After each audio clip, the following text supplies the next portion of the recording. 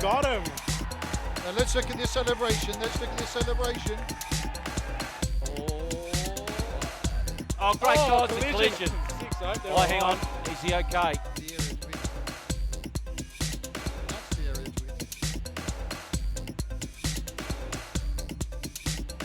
Hello and welcome to Game 6 of the DTC HK T20 Blitz. We've had a bit of rain lately, but I'm pleased to report that the sun has come out and we're keen to get this show on the road. It's the unbeaten Calum Cantons taking on the Hung Hom JD Jaguars. Standing alongside me are the captains and match referee, Mr. Charlie Burke. Bubba Hyatt, you have the honours, so please toss the coin. Heads is the call. Tails. Bubba, what would you like to do? We'll bowl first again. And your reason being? Obviously, we have we chase it down in 200, we chase it down in 15 overs, so we'll stick to the same plane and we'll try to stick them under as possible, under like 200, so we have a good chance to do it again. Any team changes? No, we're going with the same 11. And what about Dwayne Smith? He smashed a century off just 31 balls in the last game. Do you think he can do it again? Obviously, he's coming from really good form. He played in PSL, so he's really good in good touch. So obviously, we're looking forward for continuing from there. Bubba, all the best. Thank you. And Kinchit, any team changes for you? No team changes. I think we're looking to win this one. It's a must-win game for us. We've lost 1-1-1. So if we win this, we're pretty much going to be second or number one on the table. Darren Sammy looked a little sore yesterday. How's he going? He is a little sore. He has a knee injury, but he's going to be playing in the 11 today, and I'm sure he'll do all right. He's very entertaining, so we're keen to see him. Kinchit, all the best. Yep, thank you.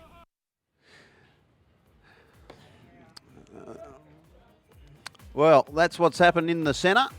The toss has been won by the Kowloon Cantons, who's elected to bowl first in this second match. It's match 6, but the second one of the afternoon after the Gladiators from Lansau disposed of the Hong Kong Island United. And today, right now, we have the Kowloon Cantons, the warm favourites for this tournament, taking on the JD Hung Hom Jaguars. Nizakat Khan, a player who's played a lot of cricket for Hong Kong, will open the batting with his captain, Kinchit Shah. Looks like Yasser Arafat's going to open the bowling, and to join me in commentary is the coach of the victorious Gladiators in Scotty McKechnie. Good afternoon, Scotty. Cambo, how are you, buddy? Well, I'm rubbish, to be honest. You gave us an absolute hiding. Why would I be happy? But it's not about us, it's about you and about these two games ahead of us.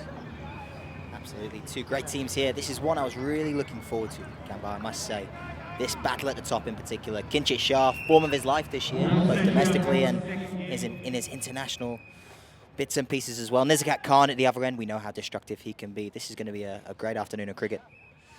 Yeah, absolutely. Both lineups chock full of big hitting batsmen. And here we go with the first ball. Short and ease down to third man for a single, and they're underway. Yeah, a bit of shape there, Cambo. The boys were giving some good feedback on the pitch this morning. It seems a belter of a wicket. A fresh wicket. Fresh wicket, first time today. Boys had some real good feedback, said it was coming on beautifully, so it could be runs galore this afternoon, although a bit of shape there, really, from Arafat. Yeah, a bowler of note, had a couple of brilliant seasons with the Perth Scorchers, a real death bowler, that's for sure. Slower balls and Yorkers up front, can swing the ball like you say. He'll try and make the most of this new ball. And he was a late replacement for the event, wasn't he? He's a good plan B. Obviously, Tamal Mills picked up in the IPL auction. He missed out on the event in the end, but... Again, Kinchit Shah, he's going to be off the mark. Get rid of the nerves. No batsman likes to get a zero. It doesn't matter what form of the game. Even if you're having a throw down in the backyard, Scotty, you don't want to end your innings on a duck, that's for sure. Nobody likes a zero. Coaches included. Coaches included. There, Kinchit Shah, quite still at the crease. Very strong on the onside. Yeah, he's had a couple of good starts in this event so far, but he's yet to really push on with any of them yet. He's a certain talent, that's for sure. Nizakat looking to go over that favoured offside of his. Like you say, a little bit of shape there.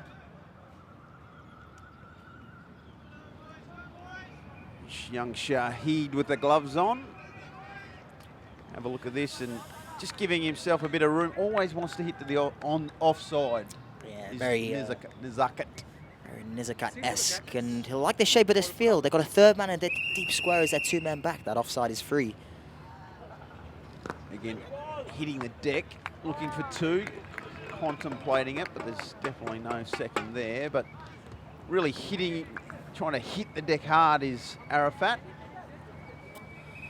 Yeah, that's the feedback we've had on this new fresh wicket so far, is that you've really got to bowl into the wicket to get any sort of purchase out of it. If you just put it there on a length without much behind it, it can come onto the back pretty nice, pretty freely. But if you really bang it into the wicket, you can just get a little bit of purchase. Cut shot through the field. Away it goes, and there's our first boundary for the second match of the day. Kinchit Shah, very good shot with a bit of bat love, Scotty. One of my real pet loves of cricket. I'm okay with a bat tap every now and again. Oh, please. Circumstance allows. Shoot me now. He's done well there, because there wasn't much width, was there? It was No. maybe fifth stump. Just gave himself a fraction of room, cleared that front leg, and just freed his Hands through the ball, yeah. Great hands. Again, looking to try and pierce that offside field. Just gets the single this time. Both players very strong on the offside. That's the end of our first over. 8 runs off it. Us Aussies and the Kiwis would say none for 8. You weirdos from England would say 8 for 0 or something. 8 for none, that is Cambo. 8 for none. Yeah, good start, an interesting start. It's great to see these man versus man battles. Yasser there, just trying to find the right sort of line and length on this new fresh pitch that we've spoken about already. Nizakat and Kinchit stating their intentions, making room on that offside to punch through. Shade Wasif up to the stumps here. Can you see from there? I think it'll be Asher Zaidi, I'd imagine. Yeah, looks like it. Opening the bowling with spin, which we've seen a lot of during this tournament. The beats. I think that's Sweet Caroline beating across. That's our vintage, well, my vintage, Scotty. It's one of your top 3, I think, Cambo. I've heard your Spotify. I don't mind a bit of Neil Diamond. Righto, here we go. Young Shahid looking a little bit Hannibal Lecter-ish behind the stumps there with the safety face mask. This is going to be an interesting contest because that looks like he doesn't try to spin the ball too much, and if he's trying to attack leg stump to Kinchit Shah, which is his strength, and it is the shorter boundary, this could be some interesting batting going on here.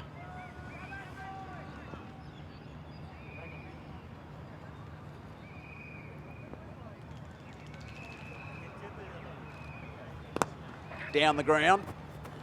Just pick up a single. Very straight, that man down there. But yeah, you're exactly right, Cambo. And I figured you'd come here first. We've had this chat previously. He really is bowling straight into Kinchit's strength there around the wicket.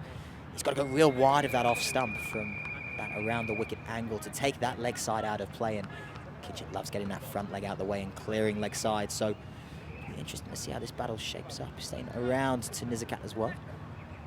Just throwing the hands through the ball there, Kinchit.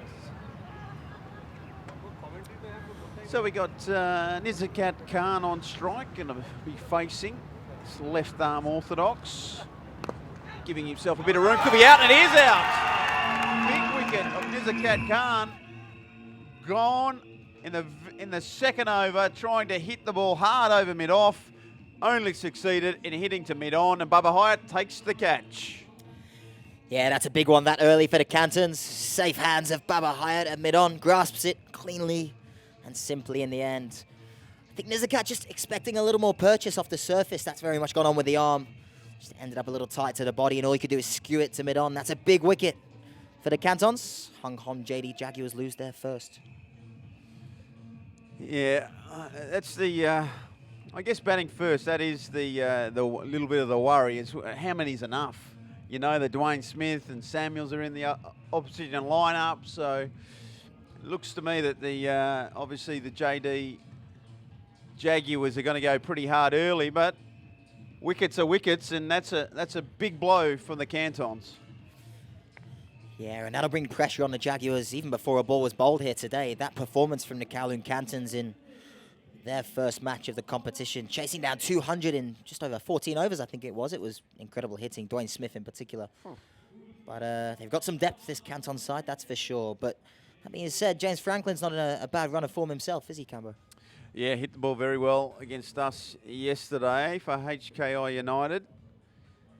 And he's got the job ahead of him, because an early wicket in any form of cricket does put that scoreboard pressure on, and he's going to face his first delivery round the wicket.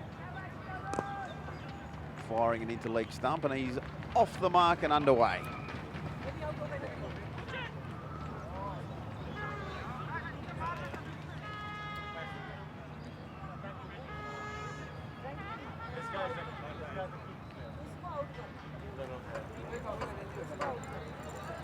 Skipper Kinchit Shah.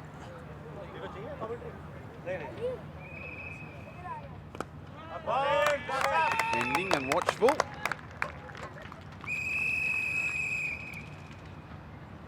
It's interesting how spinners now in T20, some of them obviously are trying to really turn it, but used in the first 6, they're just firing it in. There's Kinchit going hard. No run, but they are all trying to just fire it in, maybe get a little bit of almost away swing as a lefty from the left-hand batsman. End of over 2. Good start here from the Cantons. Yeah, very good start. It's amazing how spinners has really almost changed people's opinions of what this format was all about when T20 cricket came into play.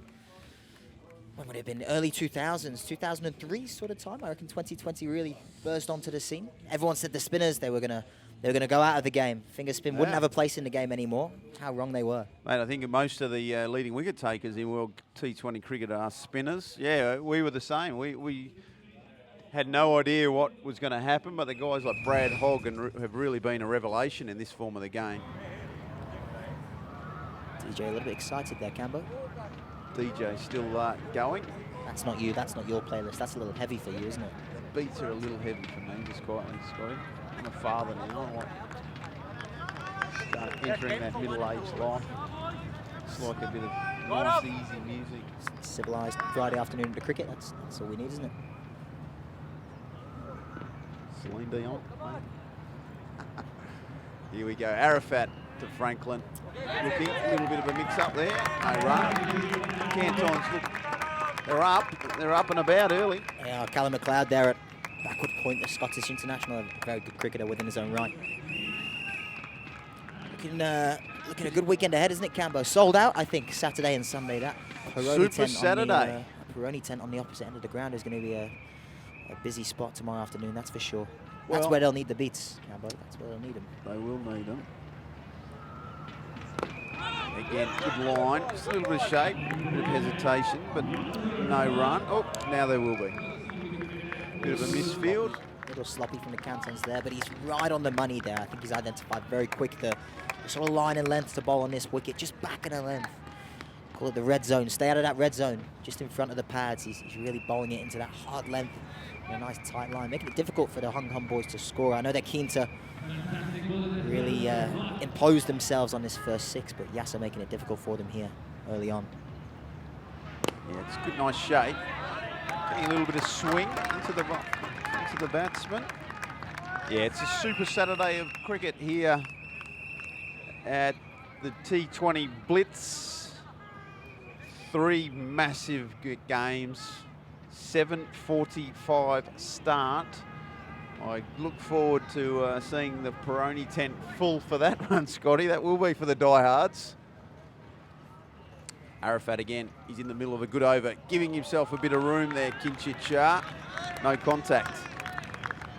The size of the wicket being a bit too paced there as well, Cameron. We've seen a couple travel through really nicely to Shahid Wasif at the back there, but this one really dies on Kinchit. Very full in length, but didn't quite carry through to the keeper, and he's not that far back in the first place. Interested to see how this wicket holds together over the next couple of days. A lot of cricket on it between now and Sunday afternoon.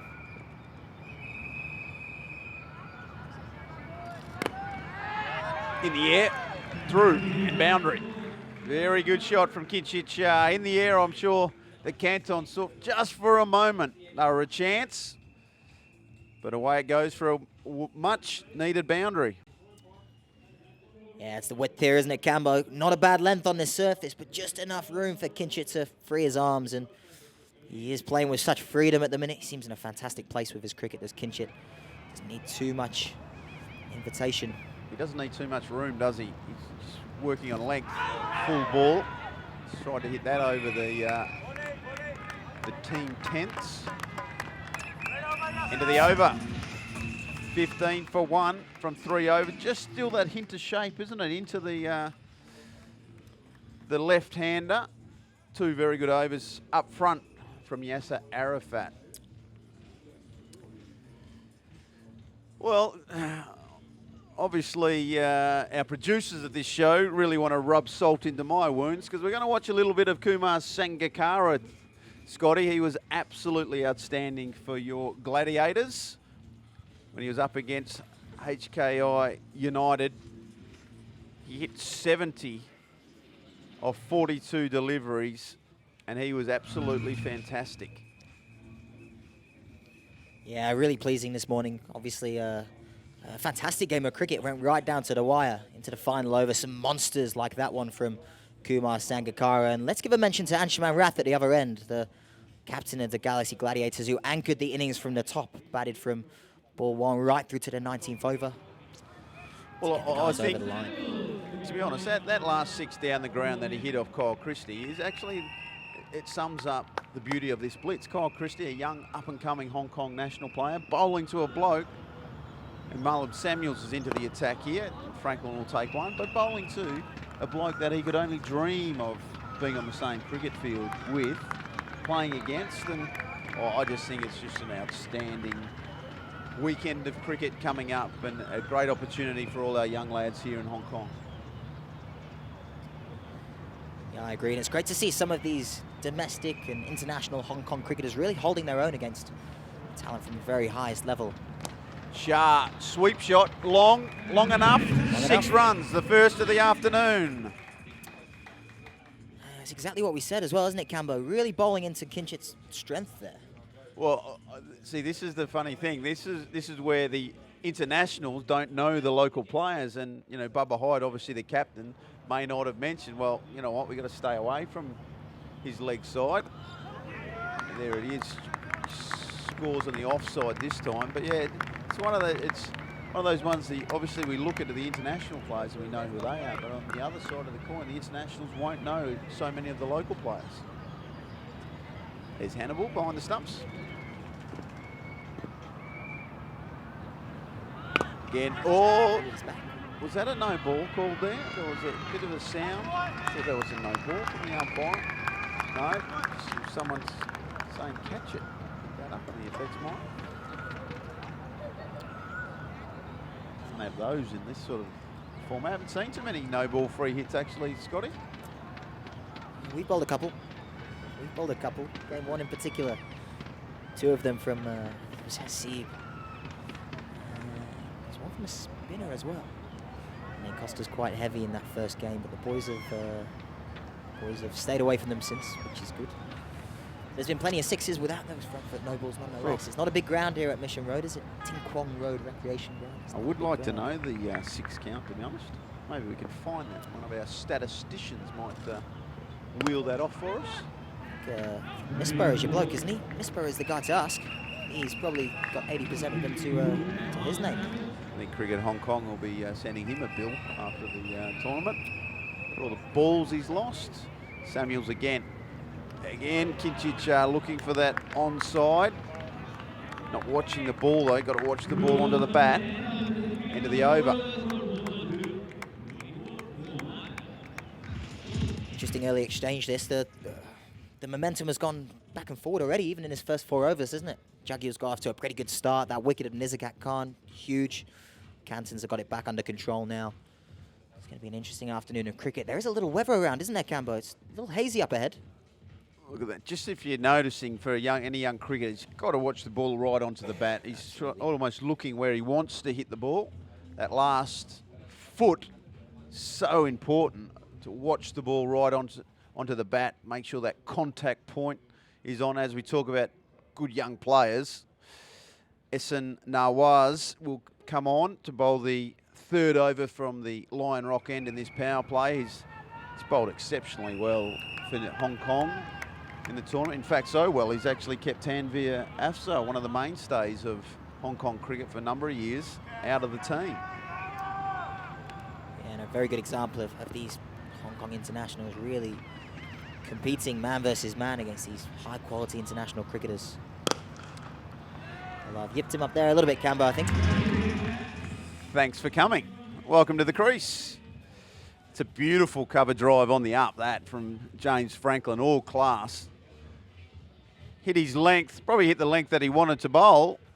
Just a hint of width, and away it went. Yeah, that seems the key, doesn't it, Cambo? No width on this wicket, just tied to the stumps. In at the body, make them go down the ground. That's your answer, I think, Cambo. Well, I'm not just commentating, Scotty. I'm just thinking through it, and I've just tried to do a mental calculation. I reckon it's about 92 sixes so far in this tournament. As Essen Nawaz bowls a bit short, it's hitting out into the onside. Looks like there'll be 2 there. Look, it's just a guess. Yeah, I reckon which would probably be about 15.5 a game. Close. Yeah, you'd be close, I think. But when I do get notification of that, so roughly the figure, I'll let you know. We'll check. This page in front of us that says 92 sixes at 15.5 a match has given you a bit of a head start. That's just my mental thoughts out loud. It's just. Oh, did you write that? Oh. Interesting. No, our wonderful statisticians and guys in the box helping us out, of course. Just goes to show that's going to be a wide down the leg side. 92-6 at 15.5 a match. That is good shooting. Yes, the ground's short, straight. But, mate, when you look at T20 tournaments around the world, boundaries are all pretty much the same nowadays. Yeah, most of the ones here probably would have gone for 6 on most grounds around the world, I think, in fairness, Campbell. Yeah, absolutely. It's great to see. I think the quality of the wicket is as much to do with that as anything. Ball coming on nicely for the batters, and the bowlers' skills in this shorter form really being tested this weekend already. That's what they're paying to see, aren't they? The crowd is filling up as we ease into Friday afternoon. A few half days at work, Cambo. Maybe some long weekends for these guys. That's what they want to see, isn't it? Well, some big shots. One thing's for sure, Scotty. 92. It won't finish there. There'll be a lot more to come with 5 games at least over the weekend. It's going to be a fantastic weekend. Hope Cricket Hong Kong have enough cricket balls, let me tell you. Yeah, and while we speak of those maximums, it brings us back to Dwayne Smith. Did you see his knock on day 1, Cambo? I actually didn't. I was in a meeting at work. Some of us have 2 jobs, Scotty, that we have to get through. 3 jobs actually now, but it's going to be, that's played away. That's racing away. Good Lord, that's 4 runs. Nothing more than a push through the offside. To the longest boundary as well. How well has he timed that?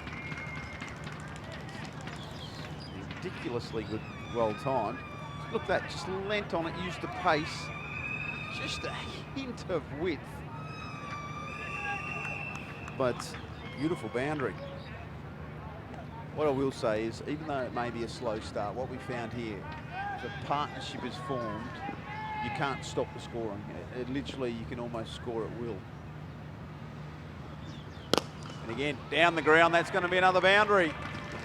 Not trying to hit the ball too hard, all relying on timing. Fantastic shot there from James Franklin. Yeah, looks like he's carrying through that form from the previous games. He'll be north of 100 runs for the event now. He's been in fantastic form, averaging, I think, over 80 in the competition so far, Cambo. He's only been dismissed that 1 time. Well, he just doesn't try to overhit the ball. He's just purely relying on timing, making sure he places it into the gaps, and that's going to be in the air. And as we speak about it, it's all she wrote. A massive wicket there for Essen Nawaz and the Kowloon Cantons. James Franklin on his way. Yeah, that's big. I think I owe him an apology now, Cambo. I've put the mockers on him there, but just a little too close to the body to cut in the end, and we've seen it a couple of times. That ball before got all the way to the rope, but not quite the width he needed here, and he's just skewed it to backward point. Calum MacLeod takes a A very good catch. That's a big wicket. A big wicket. Hung Hom 2 down. He looked in such good touch. Again, he just hit a couple of boundaries, got the width, thought he was just going to put that through the offside. In the air, on his way. A big wicket. And with the demise of James Franklin comes from the West Indies, Jonathan Fu, who can hit the ball a long, long way as well. Yeah, he certainly contributed to those 92 sixes, that's for sure. I think he made 77 just yesterday, didn't he, in his second game for the Hung Hom JD Jaguars. The ball's going a long way out of this Mission Road ground, into the baseball court next door, in fact. This will be he's got 1 over at the power play. So let's see what he can do here. Well, a little bit behind. See, this is an interesting stage because this is the 6th over of the power play. We know how important it is, but history shows, and I'm sure the statisticians who love the game as much as us coaches, if you lose 3 wickets in the first 6 overs, the percentage of the matches you lose is quite high. So it's maybe a time where, you know what, let's just ease our way through. Let's form a partnership. Again, Kinchit Shah might have a different theory, and we're going to find out. Samuels is bowling to him. Slowing his pace up there, Samuels. Not bowling too quick. Yeah, I think that's a key focus of your bowling on this surface. It's not offering too much for the spinners. You've got to keep the batters guessing. You've got to be mixing up your pace. A little faster, and Kinchit, there's 2 men out on the onside now, a deep square and a deep, literally cow corner. He's thinking now he's trying to hit through the offside. Samuel's bowling over the wicket to him, changing his pace. That's short, that's dispatched, that's going to be 4. Gave him a little bit too much length, and he was managed to find a way to get it to the boundary. Yeah, he's got quick feet, Kinch, hasn't he? He's worked hard on the physical side of the game. He's very quick into position there. He's punched it through the gap on the offside. Dropped it short, Samuels. He's been punished. But it's a good point about this power play. Where do you find the balance? Do you keep going while the fielders are up and try and get ahead of the game? Do you just rein it in a little bit, get through these overs without any more wickets? I think Misbah was a great example this morning. One there into the leg side. Misbah was a great example this morning of someone just biding his time. You were wrong, Camber. Your guess was wrong. Well, I was guessing. I told you I was guessing that it was 92 sixes. It's actually 102 sixes, and now you've actually done the math, Scotty. Mate, I was having a guess. But it's a lot. You've taken a bullet there for Stato, haven't you? It's a poultice of sixes. Good guy. No, I'll take one for the team. Bumps the average up, doesn't it? 16 plus. Jonathan Fu going to face his first delivery. Samuel. Yeah, I think it's one of those ones where you might have to say to yourself, you know what, it's the last over the power play. We've lost a couple of early wickets. Good cricket shots are still good cricket shots. So I'll play a cover drive if it's a half volley or a cut shot, but you don't really need to go too much into the wrist zone, so to speak. And that's short and dispatched out to deep square. Dwayne Smith. Big lad, Dwayne Smith, just quietly, Scotty. Strong guy. That's a strong guy. But yeah, just finishing on Misbah, I think he was a really good example this morning of obviously a real seasoned campaigner, a fantastic cricketer. And he really bided his time through those early overs. HKI had a little wobble at the start, but he just batted and batted, just rotated the strike. Well, here he is now. He's 84 off just 50 deliveries today. He was once again magnificent. This is a little bit of work from him against the Jaguars yesterday. But today was exactly the same. He paced his innings. There was wickets falling all around him, and he cleared the rope on many of occasions.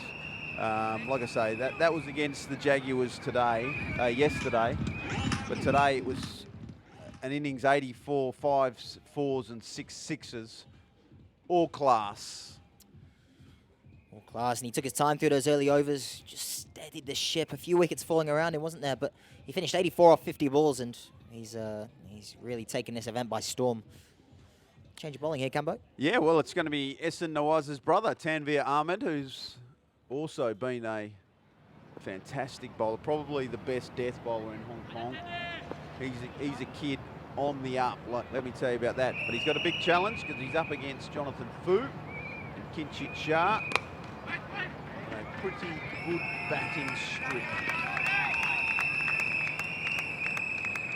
It'll be a good test for him. Good test for him. This another one of Hong Kong's up and coming. Shade Wasif, you see there with the gloves at the back, another one as well. Hong Kong's international cricketers really staking their claim in this event. Fantastic to see them hold their own. And again, I come back to Anshi, who we're lucky enough to have leading our side. He's faced some of the better bowlers in the world this week and really held his own. Here we go again. Hitting the deck there, Tanvir. What I like about him, the guy that I played a lot of cricket with, Joe Angel back in WA, always spoke about fast bowlers. They need to be strong through the hips, glutes, those lower legs, and Tanvir Ahmed is built perfectly for bowling fast. As we see Sunny Bimsaria on the ground there.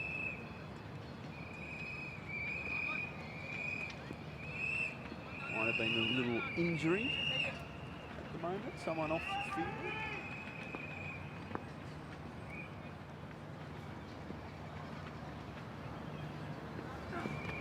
Short, could be out, is out.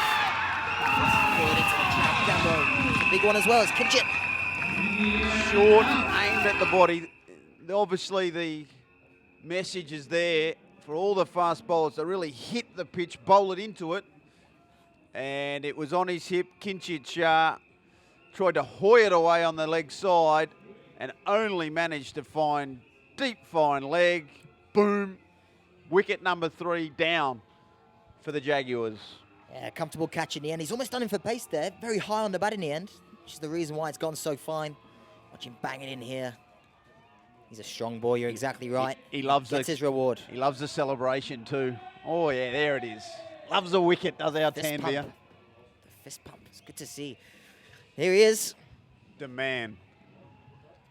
Cometh the moment, cometh the man as he comes out to bat here at Tin Kwong Recreational Ground to the beats of AC/DC. Darren Sammy, the showman, and he needs a big innings for his team. Yeah, the coolest bloke in world cricket at this point in time, and they'll need his calm coolness here. They're in a bit of strife, the Hong Kong JD Jaguars. Regular wickets so far. Haven't really been able to build much of a foundation, no real partnerships yet. Big role to play here. There's the selfie king. He's good on his selfies and social media. Yeah, those arms, Cambo. He's got a full-time selfie stick there, doesn't he? Yeah. Mate, he has been absolutely a superstar for T20 cricket organisations all right around the world. And here he is, facing his first delivery from young Tanvir, who wants a piece of him. He's going to ease his way through for a single, maybe a 2 here. Yes. Almost a miss hit into the onside, and he gets 2 for it, and he's underway.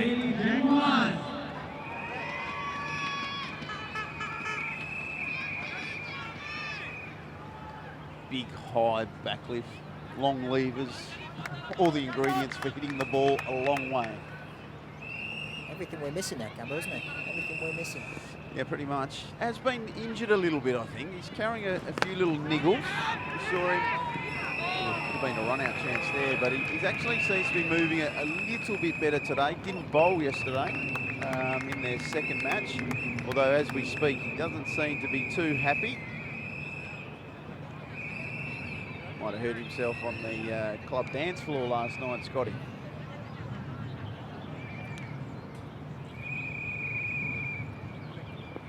Hong Kong's not built for that sort of height, is it, Cambo? Have to be very selective with his venue.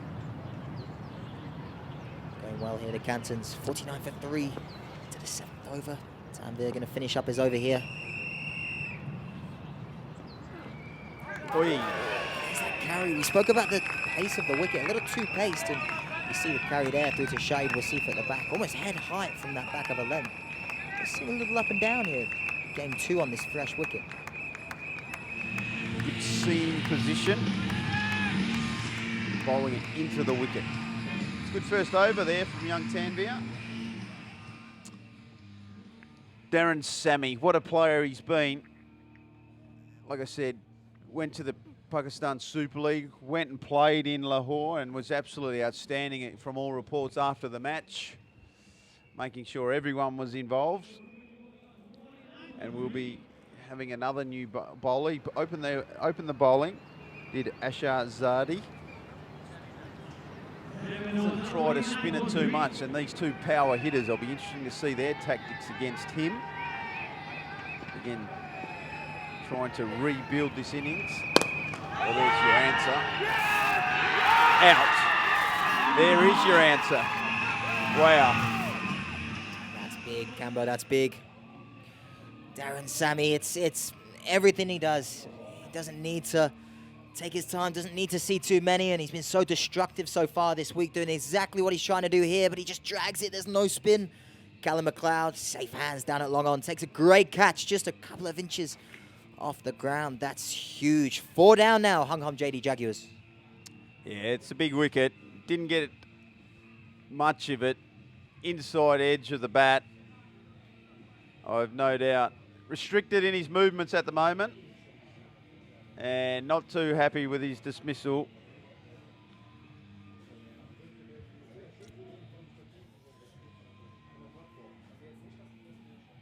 Johan Botha. Now this bloke is a competitor. Tough, hard, former South African, now plying his trade in Adelaide for the last few years. I think theoretically he almost becomes a naturalised Australian soon. Yeah, he's had a good event so far with ball in hand. Probably one of the more economical bowlers this week, I think, so far. We spoke about the finger spinners and their impact on the game. He's been fantastic this week, but they desperately need him with bat in hand here. Now, let's clear something up, Scott. Is it Botha or Botha? Or Boita? I'm an Aussie who speaks Ocker, so I'm just going to call him mate. Yeah, mate works. Mate works. Botha? Scone or scone. They're probably a scone and a Botha.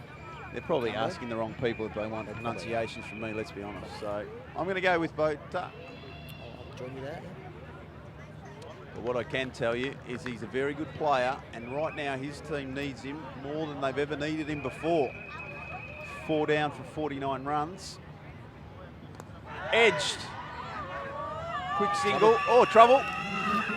Throws a little offline.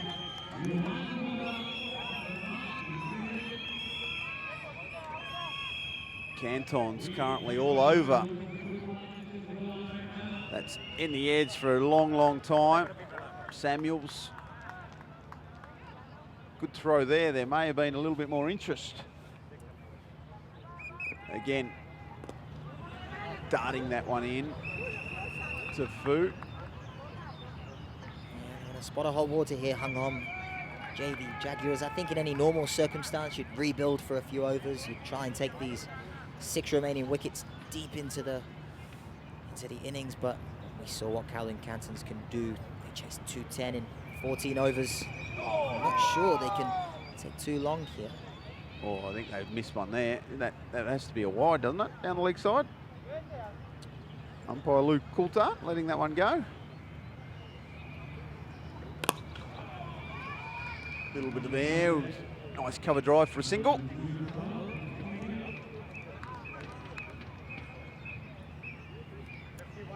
Amazing how the competition's shaping up, Cambo. All 5 teams, I think, on 1 victory now. I think our Gladiators are down the bottom half. We've played 3. Yeah, well, the Cantons, like I said, had that massive win on day 1. Had yesterday off, and this is their second match. And I'm going to put all the pressure on them. I think they're the clear tournament favourites. Yeah, they've got a fantastic balance to their side, haven't they? They've got some great spin options, some fantastic young seamers from here in Hong Kong who really held their own this week. Some incredible batting in Marlon Samuels and Dwayne Smith. That's before you even come on to guys like Baba Hyatt, the Hong Kong captain. And As we spoke of earlier, Scotty, this was the Misbah performance. That one went into, well, they actually ordered a taxi to get that first 6 back. This one, the taxi was still away, so they probably got an Uber to try and collect that one. But he literally hit the ball as far as you would like. Small ground, yes, but still, it was good fielding there by John McKinlay, a former politician who's a KCC member. But he did bat very well. World class, no doubt about that. And we've seen a lot of those sort of players while we're here. Tanvir Ahmed is going to have his second over. Be up against Jonathan Fu. Yeah, one thing that shone through for me this morning was just the experience of those two guys, Misbah Ul-Haq and Kumar Sangakkara. Misbah going in first, biding his time and finishing, I think, 84 off 50. Really accelerating at the end with these small boundaries on a good wicket. Got you up to very competitive, 178. 7-8. Kumar and his run chase. Great to see the Hong Kong boys at the other end support that. Be careful there and see that first hand from the other end. They'll learn a heck of a lot from the way Misbah and Kumar, and not just those guys, but obviously you've got your Marlon Samuels and you've got your Darren Sammy who's missed out here, but the experience they have at the highest level in that format, it's a fantastic thing for our young Hong Kongers to see firsthand. Wait, we haven't even spoken about Dilshan yet. We haven't. He can bash him like no other man. And I'm sure one thing's for certain, not too many of them are going to miss out 5 times or 4 times in a row. And that's what we're waiting to see, some explosions there. Talking of explosion, go get that from probably down the road. That was short. He hung back deep in his crease and deposited it over the boundary for 6. Yeah, he's got hold of this, Jonathan Fu. He's a strong, strong boy, Jonathan Fu. He's playing a lot of cricket domestically here in Hong Kong, but he's been plying his trade over in the West Indies. I think Guyana originally, but Jamaica Tallawahs, I think, is his team currently in the domestic T20 stuff. Over there, he's a strong hitter. He's had a great week so far with bat in hand. They're going to need him to really come up trumps here. Hong Kong are going to get anywhere near anything competitive this afternoon. What I do like, these 5 franchises, they've gone and put together this competition, and the support from the local community. It's good bowling. It's been so well. You can see on the shirts, lots of sponsors jumping on board internationally and locally. The old JD Jaguars, Yes Pizza and Calimex. I'm not going to go short of a feed, Scotty, that's for sure. But it is a fantastic, for Hong Kong cricket, that's for sure. These big businesses getting behind what is a great tournament. Tanvir tries to go the block hole, and Jonathan Fu just says thank you and goes bash down the ground. Yeah, it's tough on Tanvir that. He's missed his length by 3 inches. Just missed that Yorker, which he generally executes so well, but 3 inches is enough for Jonathan Fu. He's a strong boy, as we said. He pumps that down the ground. 45-metre hit, 4 more to Hong Kong JD Jaguars. Yeah, well, it's interesting where Fu just clears that front leg, just feeling, he's saying to himself, you know what, if you're going to bowl full with mid-off half up, I'm going to try and have a piece of you. Again, Tanvir tried to change his length after being hit for 6 over square leg. This time, a length delivery. And the end of the over, 9 overs down, it's 4 for 63. Yeah, you'd have to say pretty one-sided so far. The Jaguars are just coming back here. They've got a few boundaries away in that last 10 balls, which will just slowly shift the momentum. Stands are full, Scotty. They're getting there. They're getting there. There's lots of hospitality tents and public. Like you said, tomorrow sold out.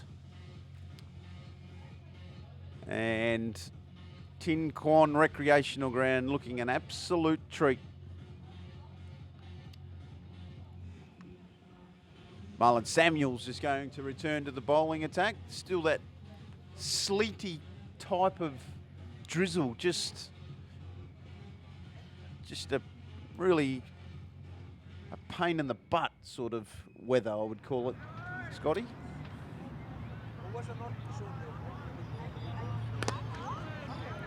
it's just hanging overhead as that one's worked into the leg side for one.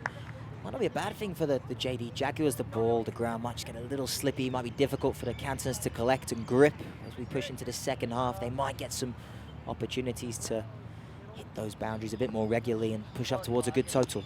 Well, it's interesting. Every team has a theory. I know for when I was piecing together the Hong Kong Island United, I felt the wickets were going to be a bit lower and slower. So we obviously have loaded up in the spin department. The JD Jaguars, when you look at their bowling lineup, is generally quick bowlers. The Cantons have a good mix. It's one of those things. It's the game of cricket's all about theories, and if you got one and you convince yourself of one, then you just keep going with it until someone else comes up with a better one.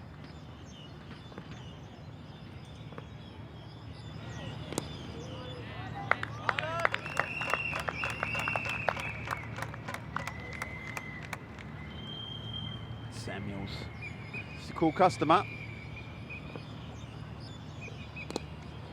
Again, changing his pace, changing his length. No two balls the same.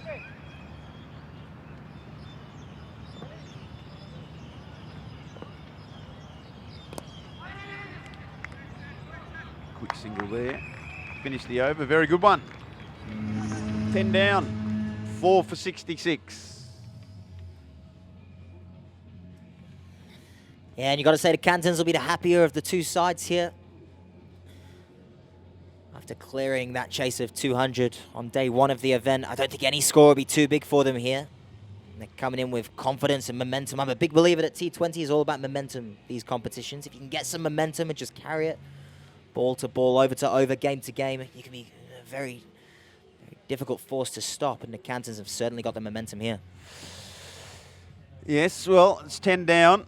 I might hang here with you for one more over, Scotty, before I better go really put some work in over at that wonderful sponsor of this T20 Blitz competition called Peroni.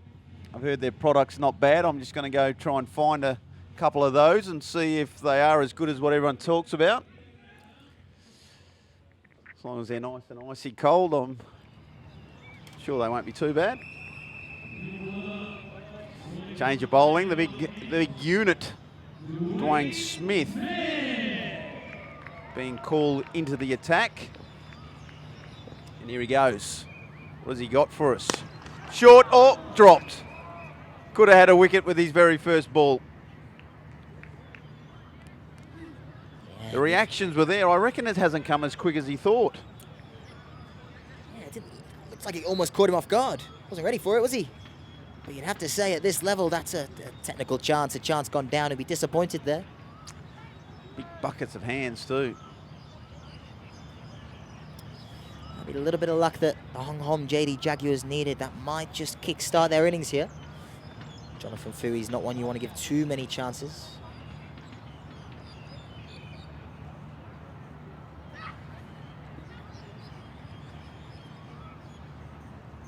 Bouncer in the air, all the way, 4 runs. Johan Botha gets going with a good boundary. Short delivery there from Dwayne Smith, and he was equal to the challenge. Yeah, his plan's pretty clear here by the looks of it, isn't it, Camber? He's looking to bang that back of a length, that hard length. The big boundaries here are square of the wicket, offside and leg side. I think he's trying to avoid the ball sailing back over his head, but not used to good effect so far. He tries a little bit of funkiness next ball, young Botha. I can see the thinking, 2 short balls. The boundary off the previous one, probably expecting him to go full, but double bluff there, Cambo, double bluff. I reckon we might just have a little look at that drop catch, that chance just before. As you can see there, it almost wasn't ready for it. Hit right in the mitts, but couldn't hang on to it. As he gets another single Botha down to just behind point.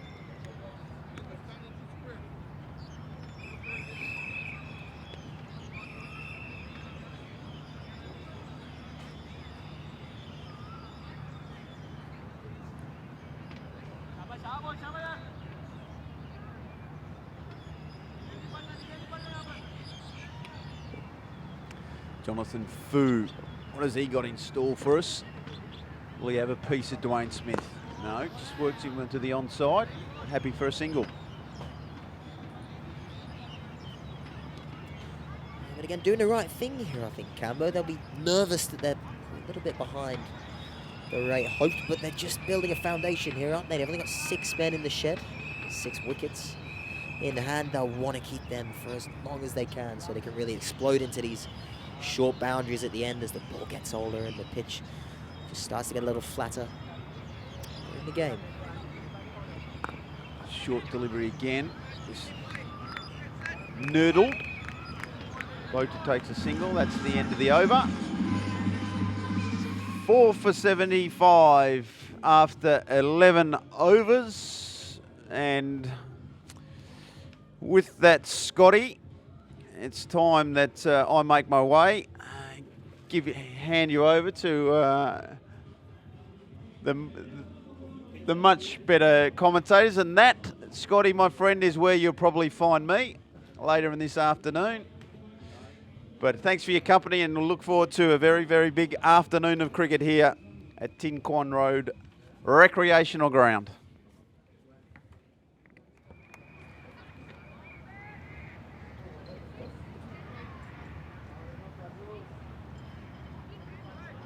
Thank you, Cambo and Scotty. An excellent stint as Marlon Samuels continues.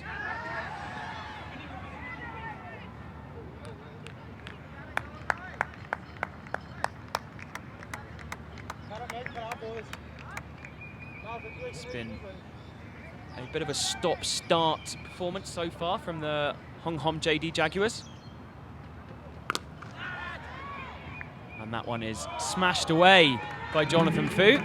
Nearly bounces over the top of Dwayne Smith. He'll be very disappointed to have put down that caught and bowled chance, the sharp chance, but he's a good enough fielder that he should be hanging on to that.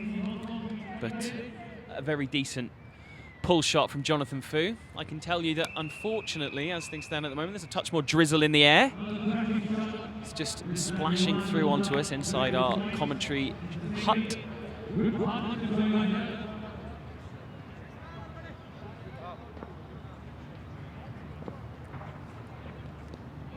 And that one's edged down to third man. It's a real chase there. Ball wins.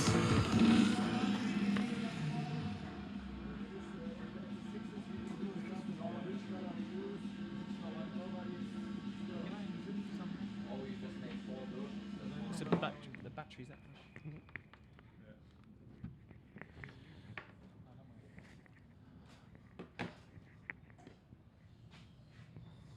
Knocked down to the leg side for another single. Takes the score on to 83 for 4.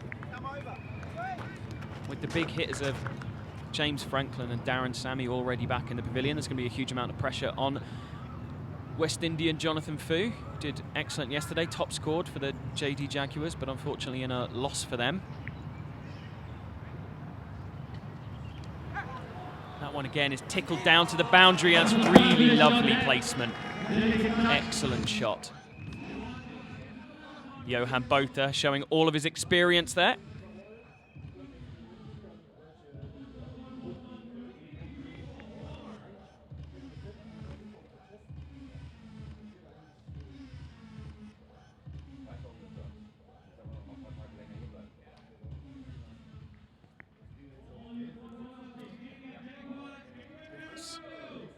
Marlon Samuels there, who was part of that absolutely fantastic partnership when Dwayne Smith scored 121 from 40 balls in the second match we had here all the way back on Wednesday. Already seems like a long time ago now.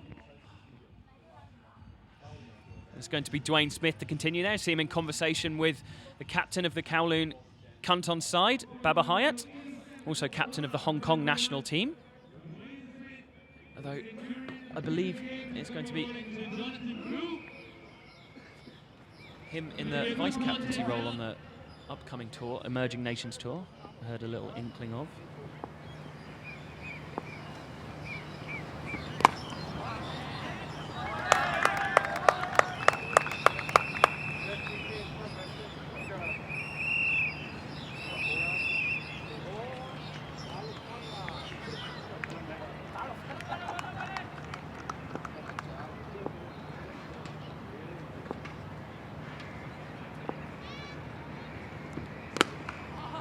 full shot there, but he's overhit that slightly, and it's going to trickle away for one more single.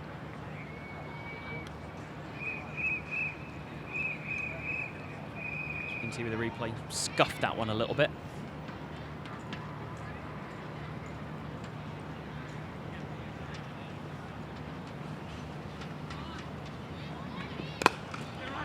Lovely extra cover drive from Johan Botha, but only just going to run back for 2. Doesn't go all the way to the boundary, but decent running between these 2 batsmen.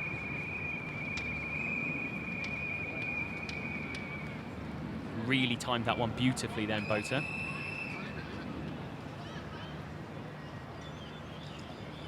Jonathan Fu scored 77 in the match against Hong Kong Island United. Just worked down to 3rd man, but unfortunately it wasn't enough. The 216 that Hong Kong Island United made in their first game was too much for them to chase down. Thanks primarily to the wonderful hitting of Misbah ul Haq, who's made 82 and 84 so far in the 2 matches. Scored 13 sixes in those 2 innings. And that's as many as Dwayne Smith has just from 1 innings. So we see Smith bowling again, and that one's pumped down the ground. Arafat, the fielder there, obviously a hugely experienced cricketer. He's played lots of county cricket and domestically in Pakistan.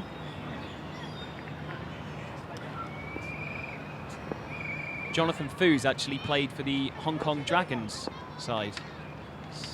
Just the... That one's chopped away for 4 by Fu. Lovely shot. Fu born in Guyana, but being of Chinese descent, he's had quite a lot to do with Hong Kong cricket.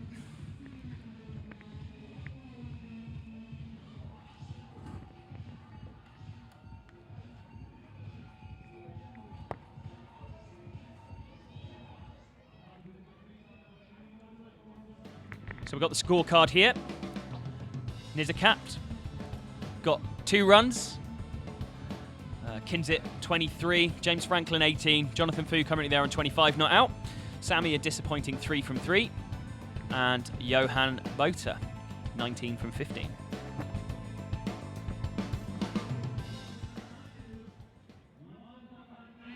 Good partnership going on here.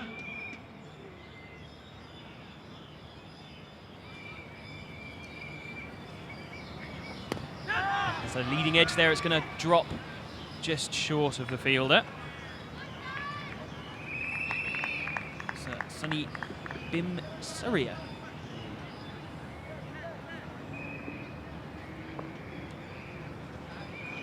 Lucky enough to be joined here by Simon. Right. Good afternoon. It's been an interesting, certainly first game, and this one's looking like it's going to turn into another sort of lower scoring event. But nonetheless, these low-scoring games sometimes can be just as exciting as the big run-scoring ones. So Asher Zaidi coming into bowl. It's just going to be the single. Your captain, Baba Hyatt, Simon, coach of Hong Kong. How exciting is it to see your young Chargers, and they are a really young side, playing with this level of talent? Yeah, we generally have a very young average age. Baba there on the screen, 25 years old. Would be regarded as one of our senior players now at 25. But it's just through the product of what we have here in Hong Kong. We have a very transient population, but we find that our young players make their debuts early. You see a reverse sweep there, very cheeky shot there from Johan Botha. It's a smart cricketer, ticking the score along. Another 4 runs, and I think they're going to start to need a few more of those if they're going to get up to that sort of 160, 170 mark. Yeah, cute, very cute from Johan Botha, showing his smarts. Played lots of cricket all around the world. Obviously been Adelaide striker, played in South Australia and also within the South African domestic setup. Yeah, and it's those sort of shots, and also sliding down the leg side there. But it's those sort of shots and that sort of thinking under pressure that we need our young guys to learn from.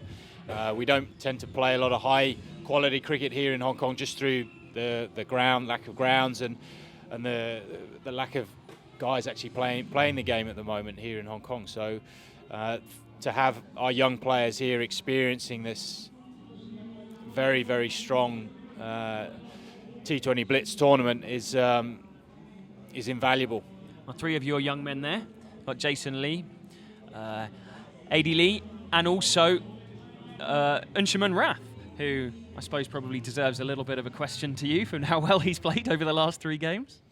Yeah, he's been outstanding, and it's really, really good to see, you know, a domestic player really standing up and kind of running with the big boys, if you like. He has really shone out.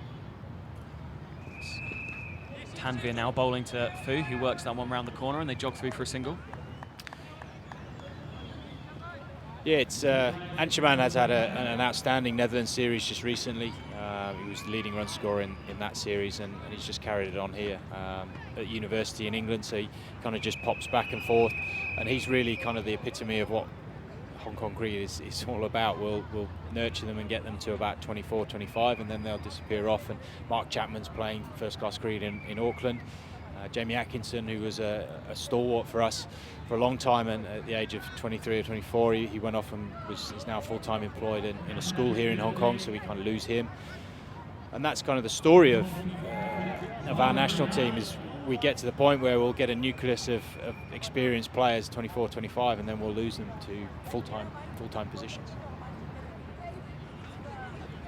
Ball there by Tanya Afzal, a wider slow ball, and just the 2 guys, Shahid in the screen right there, and Tanvir Ahmed, who's just bowled that ball. Again, this is the next crop that are coming through, the 18, 19-year-olds.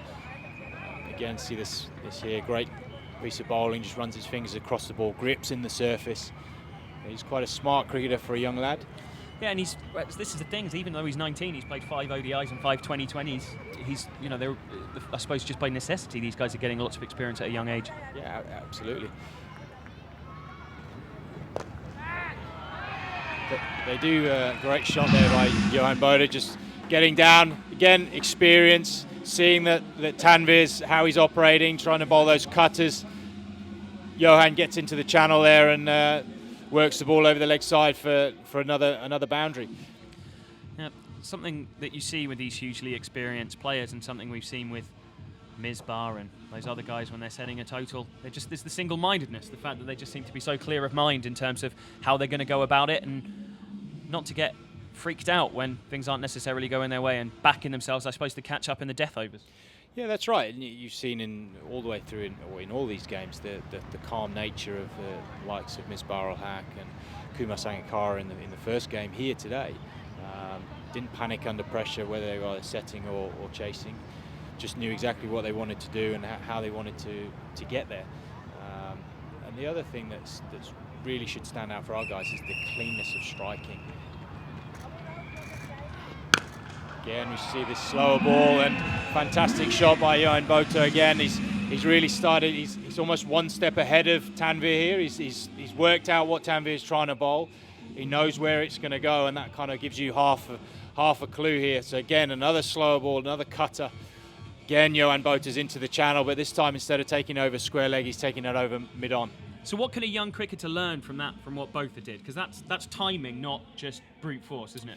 Yeah, that's right. And you see, even though it's a cross-batted shot, he's actually he's hitting right the way through the line of the ball and making full-face contact as much as he can. Again, he's practicing there. He's going over extra cover this time. He knows that if Tanvir's bowling wide outside the off stump, he's bowled 3 slow balls at him now, so he's more than likely going to go a quicker ball and quite full and wide.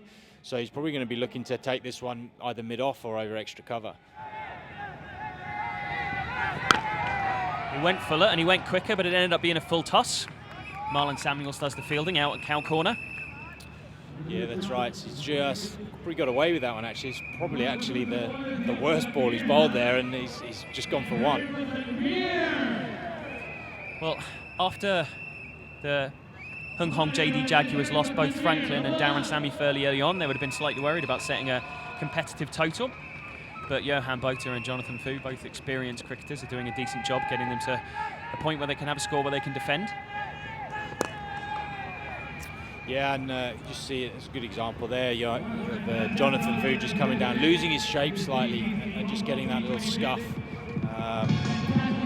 out to long on. He practicing, rehearsing the shot there over or through extra cover. It was one of the features of that Dwayne Smith innings on day one, was the fact that he wasn't looking to absolutely smack the ball. He was just trying to hit through the line, back his technique, back his power, and he knew with the relatively small boundaries here at Tin Kwong Road, he could clear the ropes. Yeah, and the ground is small here, so the thing I've expressed to our guys when I've been talking to them in and around the games is just to try and keep their shape. They don't actually need to be hitting the ball miles to actually get sixes here. They just need to keep their shape, stay nice and calm, rotate the ball around when it's not in their area, and when it does go into their area, it goes out the ground and they get maximum value. Pull down short from Asher Zaidi, another canny cricketer, lots of experience. Yeah, I've been really impressed with him actually. You know, he's a smart cricketer. Here he's worked out that it's not a case of tossing it up. He's going back of a length, in towards the stumps, cramping the batters for room. Yeah, very smart bowling. Another nice bowling there, just drifting into his pads. Yeah, Jonathan Fu, not a big sweeper of the ball. He's really looking to try and bash it down the ground, and Zaidi's not really giving him any option here to get the ball, to free his arms and get the ball down the ground.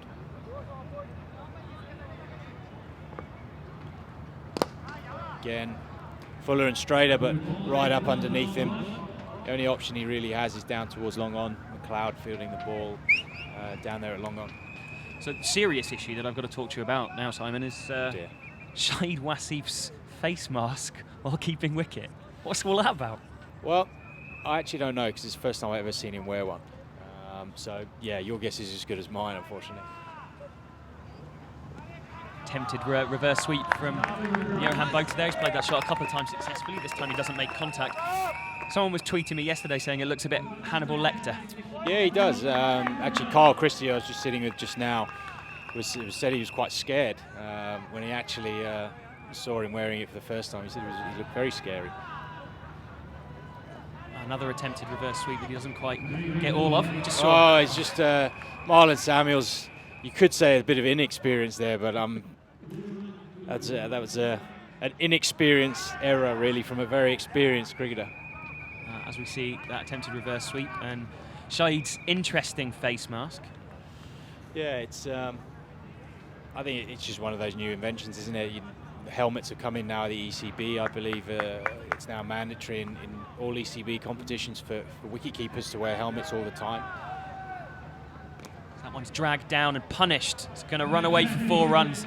That's a rare poor ball from Asher Zaidi. Yeah, it is, but you also see the way these two batters in particular complement each other, where you've got Jonathan Fu who wants to power game down the ground, and Johan Botha who's more deft, more happy sweeping or reverse sweeping, which poses different challenges for the bowler. That's why batting in partnerships is so important, particularly if you have players that complement each other, because the bowlers have to be so sharp on where their fields are, how they're trying to bowl. They can't ever really get into any sort of rhythm. So if you were giving advice to your team or backing your team here, 123 for 4 off 16, what are you thinking now? Are you thinking minimum 10 overs from here? 10 and over? Yeah, from a batting perspective, yeah, you want to be trying to go at 10s here. They've got enough wickets in hand. You've got 2 guys that are in and set. So yeah, they've got to be looking at going at 10s now for the next 4 overs, and I think that probably takes them to a minimum par score. Really, I don't think you'd want to be any lighter than about 160. We just saw the scorecard come up there, but as we can see, it's Johan Botha that's top scored so far with 42. He's got there from 26 balls. And we got Dwayne Smith coming back onto bowl. Yeah, hitting full and straight. Bit of a bobble there, but ground so short that there's no real chance of getting back for a second. So the Cantons will look to finish off with Tanvir Ahmed, and they've got to find 2 overs from somewhere. Dwayne Smith looks like he's going to be one of those bowlers to maybe finish off this innings. Again, pulled around the corner, diving effort at the boundary, but doesn't quite get it. One of our ball boys there, grabbing the ball. Yeah, and again, you see this cute touches by Johan Botha, hitting the ball where he wants to hit it in his scoring areas. Seeing a lot of slower balls, a lot of changes of paces here. So you see Wakas Khan trying to dive, trying to cut that off, but not quite making it. So for a young lad like Tanvir, bowling at the death against experienced players, is it just a case of telling him to go out there and enjoy it?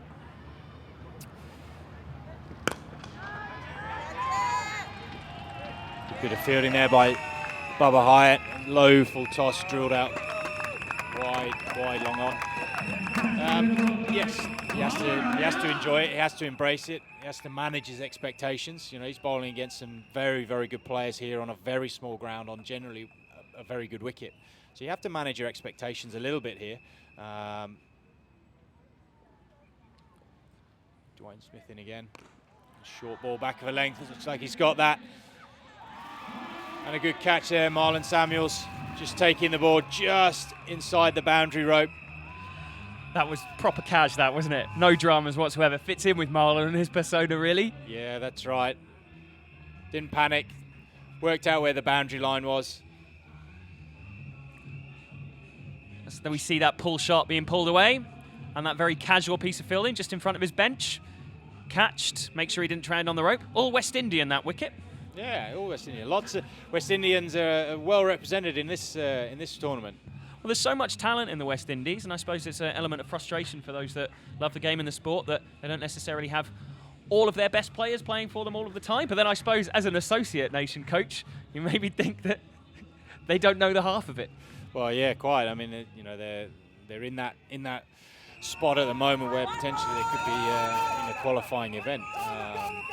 And I think they missed out on the Champions League through exactly that. So it is disappointing to see them when you've got the quality of cricketers that are displaying their wares in all these T20 franchise competitions around the world. Reverse sweep. Get that over, yeah. Down to the boundary for 4 runs. Doesn't really stop him scoring here. He's gone to 50 there, Johan Botha. Yeah, another really cute shot, again showing his intelligence and his cleverness. Does that both with the bat and the ball. So I suppose potentially you guys could be playing against the West Indies in that World Cup qualifying tournament if things go your way, but I suppose the real prize for you guys is a potential 13th spot in a ODI championship. Yeah, absolutely. You see a short ball there. Just 1 run down to Wakas Khan, deep backward square. Yeah, that's obviously where we're targeting, try and get that 13th spot along with all the other associates. So it's not going to be an easy job to get. You know, West Indies are potentially in this playoff position, and you know Jimmy Adams just taking over, a guy I know well from Kent. He's just taken over as director of cricket in the West Indies, and I know he's really keen to get all the parties talking together to get their best players playing and get West Indies back to where they deserve to be, which is leading the way in all forms of cricket.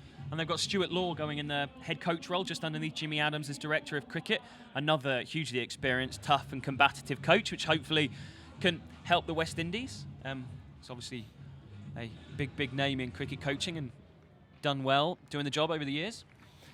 Yeah, I think it's going to be good for West Indies cricket. I think to have some of the calibre of Stuart Law there is he's a tough character, and I think it's probably what they need at the moment to really start getting them going forwards quickly. So we see Yasser Arafat back into the attack. It was run off down to 3rd man. Marlon Samuels tidying up. But, Yasser, vastly experienced in T20 cricket, played with the Perth Scorchers, played with me down in Kent for a bit, and he's been travelling the world. Yeah, I mean, again, another bowler that is just so clever, you know, kind of like in the Alfonso Thomas, David Masters kind of role where he's thinking batsmen out as much as blasting them away. Yeah, that's right. And, false start there, but yeah, he's looking good. He's still playing and still wanting to play first-class cricket, which is credit to him. See a short ball there, hit out towards deep mid-wicket, and it's put down. Dwayne Smith just puts it down. Hopefully he's not done himself an injury there. We don't really want to be deprived of his striking. Yeah, it was in again, out again effort then. Dwayne Smith, brilliantly captured by the camera there. Replay of that now. Slower ball bounce, it looked like. Just held back in his hand. Again, showing he's smart, he's changed it up. Most of the bowlers here know that if they go full and straight, they're going into the softball ground. Again, we see a slower ball bouncer. Could go for 4 this one. Brilliant placement and timing from both of them. The opposite of what we saw from what Naveed did with that slower ball bounce of the ball before. But yeah, that's an absolutely brilliant piece of timing by Botha, who's done fantastically well in this innings so far. Yeah, he's really kept the Jaguars on target for a competitive score. I think this is going to be a competitive score, but I don't think it's going to be anything more than that.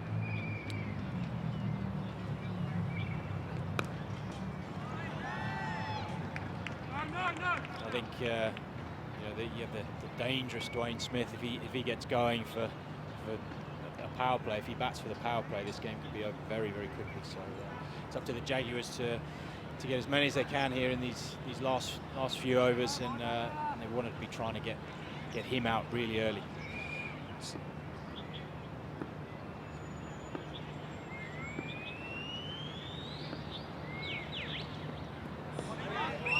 Swing and a miss. Again, highlights associate cricket. Naveed is a really good striker of a cricket ball, but he's just kind of lost himself. Head's gone up. Just a big swing there rather than actually understanding what the ball's doing and making sure that you get at least a single and get the in man back on strike.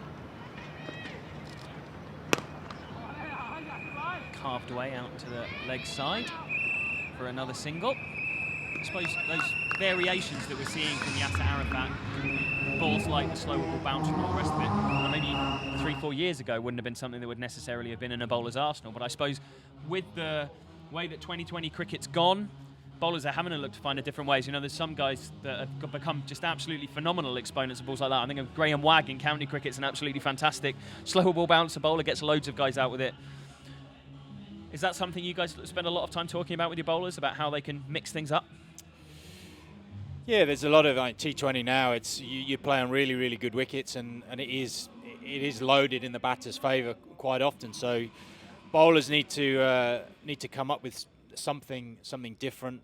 And you're seeing now all these different slower balls. Tymel Mills has come up with this back of the hand slower ball. You can go from 150 k's down to 97.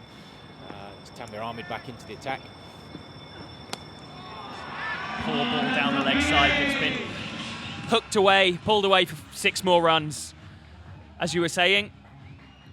Yeah, strikeable. It's just he's bowled a similar ball every single time here, and he's just got his line wrong there, and it's been a similar ball, and they're just starting to line him up now because it's the same ball all the time. Whereas what I'd like to see from him now, he needs to be thinking clearly about, maybe he needs to go, short ball just to try and get the batter thinking about what he's doing. Then he can go with his Yorker. Tanvir Ahmed is our best exponent of Yorker bowling. We've got to try and set up that Yorker.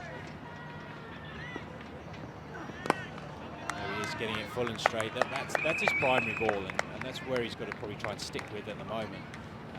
And then use his cutters and slower balls, both leg cutter and off cutter, accordingly, just as variations to make sure that you keep the batters thinking, basically. As much as you're talking about mixing up, as coach, would you be particularly upset if you had a guy like Tanvir just come and bowl 6 of that last ball that we just saw in the death overs? Yeah, primarily when we used him and when he came into the side, he made his debut against Afghanistan in the Asian Cup, and his sole role was to come on and bowl 4 overs of Yorkers, and that's all he did, and he did it really, really well. They're obviously quite concerned about this very short bounding straight, and if he gets it wrong, he's going to go out the ground. As if to illustrate that point beautifully, that one's not quite full enough. Clears the front leg, hits through the line of the ball, 6 runs. Yeah, and that's why I think it's, using his cutters is good, but probably needs to use the shorter ball more often. We just saw a catch go down by Yassir bowling short, and even to this hitting up towards the pavilion here, it's still a bigger boundary than it is straight. Well, and again, that was another example of even with a short boundary, that was going for 6 at most places in the world. Yeah, exactly. It's just got it slightly wrong, and we see now in world cricket that you get it slightly wrong, you do go 85 metres back into the grandstands. See, it seems to me as an outsider looking in, and obviously nowhere near as informed about the mechanics of the game as you are, but as much of it, the hitting just seems to be as much about intent as anything else. The fact that these guys are happy to just say, there's a fielder there, but I'll clear him. Yeah, it's the confidence of practicing. Mindset's different. As we see Tani Ahmed coming in again. Much better bowling, got it absolutely right there, just angling in towards leg stump, no room. That's what he needs to bowl a lot now, so he needs 3 balls to try and get himself out of this over as little damage as possible. Yeah, absolutely perfect leg stump Yorker. We've seen throughout the 3 days of cricket that we've had so far that's been the ball that's brought the seamers the most success. It's going back to your point about hitting, it's a mindset thing. People are more happy to take on fielders now. Again, another great Yorker. See why he is so good. They're going to try and get 2 here. Is that a run out? Yes, he has. He's gone. Very, very good fielding. Not sure who fielded that. Can't quite see from our commentary position here. I'm sure we'll get a replay of that, but Naveed going for 2 runs there, trying to get back on strike, and ended up just being a little bit short. Oh, he's not set off very quickly. Let's have a look now. I think it's going to be either Bubba or Marlon Samuels. Bubba Hyatt, good fielding and well short in the end. Perfect from Baba and from Shahid there. I mean, great to have 2 of your young players pulling that off. Yeah, and it's something we work on very hard is fielding, and in particular trying to field under pressure. It's not always easy to create pressure in fielding drills, and we work very, very hard on making sure that everything that we do within our practice environment is as good as we can do in a game, and it's just shown there under extreme pressure, running in, brilliant throw right over the top of the bails, makes it easy for Shahid, and you saw the slight error in Naveed in not taking off quickly on the first run has ended up costing him his wicket. Well, Mohamed Naveed of the UAE is replaced by another exciting young Hong Kong talent, your opening batsman and wicket-keeper, another guy that's got a bright future in cricket, hopefully. Yeah, definitely, and he's really come on, Chris Carter, he's really come on in the last 12 months in particular with the bat, and he's now opening the batting in ODI cricket for us. So we see Tani Ahmed coming in again to Chris Carter. Gets through for a single, hits it hard to mid-off. Retains the strike, and we'll see how he goes going forwards now. Chris Carter not renowned for being a big striker down the ground, but he's another one that will try and use his deflections and reverse sweeps and ramps. We'll see how he goes. I think Yasser Arafat, if he bowls this end now, will probably be bowling shorter balls again to Chris Carter. As we see the scorecard come up, so it's been the Johan Botha show so far, 65 from 35 balls. He's given his side a bit of a chance, but as we saw, 177 in the first game wasn't enough runs. So whether or not them scoring at 10 and over from here will give them enough runs to play with, we'll see. We saw with Dwayne Smith's efforts in the first game what he's capable of. Yeah, I think if he has another day out, this will be off in about 13 overs. We can all go to the pub early. Absolutely, we get down in the Peroni tent. It's just down opposite or next to the KPMG tent. And there we go again. So, just coming onto bowl here, Yassi, and change of plan. He's gone fuller and straighter, and kind of played into Chris Carter's hands there a little bit. Been quite a good exponent of the ramp shots and reverse shots. I think we might see him go very quickly back to back of a length or short balls. Quite surprised there as Bubba being the national captain, shouldn't really know where Chris Carter likes to hit the ball and ultimately where he doesn't like to hit it.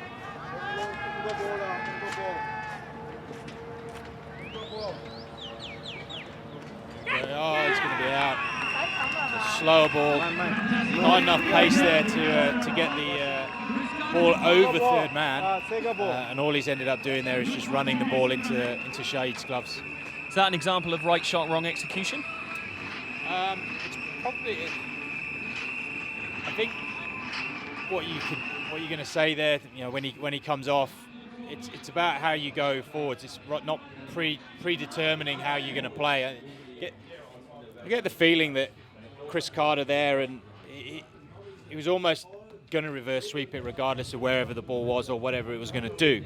And actually what he'd done was he'd reverse swept it nicely, or he'd swept the ball nicely, which has then prompted Yasser Arafat to do something different. He's bowled a length ball, which realistically was actually a good ball that you could get over long on or mid-wicket. So it's probably wrong option in a way, even though it was his primary strength option.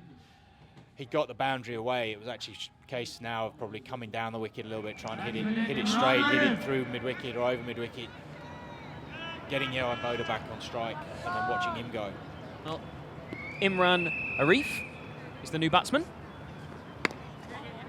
We see lower order fast bowlers generally going to start going back of the length. It's gone are the days of the old bowlers club where you just pitch it up. That'll do. Bowlers tend to go shorter. Plans generally for lower order are we're going to go shorter at you because that's not where you like it. Another very experienced cricketer, played county cricket back in the late 2000s. Yeah, it's for Worcester and another county, but he's an experienced county player. Nice bouncer there. I want to say Hampshire, and he got some second 11 games, but I'm going to have to check on the Google. Yeah, maybe you have to Google that one. I know he played for Worcester. But he's done well. He's come here. He's been coming here for the last sort of 5 years or so. So he's starting to know the setup. Actually qualified for Hong Kong. He's probably not far off qualifying to play for Hong Kong. We'll be looking at that. He's in our national squad. I think in the next 12 months he should be qualified. He's going to be given as a wide. Oh, it's a bit unfair, isn't it? Oh no. Pains me to say as a fellow bowler, but I think he's right there to wide him, just on the wrong side of that white line. There was no backing away. I'd say if the batter had backed away a little bit there, it may well have been, but he didn't look to make any room. So I don't think he's got any. Hasn't really got a case there.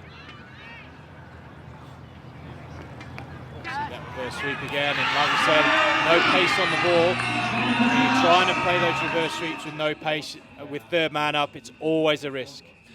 So much time for Marlon Samuels. He's just so much. For someone who's so undemonstrative, he's still so much fun to watch. Yeah, that's right. He's not particularly active, is he? But we'll see later on in this innings when he does bat. He is a pretty special talent, and he's a clever cricketer as well. Yeah, that innings he played against England in the World T20 final, where it broke my heart a little bit because I thought England were going to win it. But West Indies were a fine champion, and watching them celebrate made me smile. Yeah, they know how to play the game, don't they? They play it hard.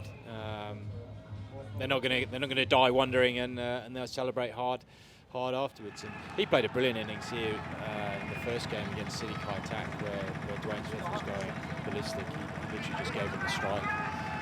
Didn't try and keep up with him. Another fantastic ball from Yasser Arafat. Yeah. It does for Ninad. And we see Ninad Shah just wiping across the line rather than trying to hit straight down the ground. And it's done for him, and the ball clatters into the stumps. Gives Yasser his third wicket, or second or third wicket.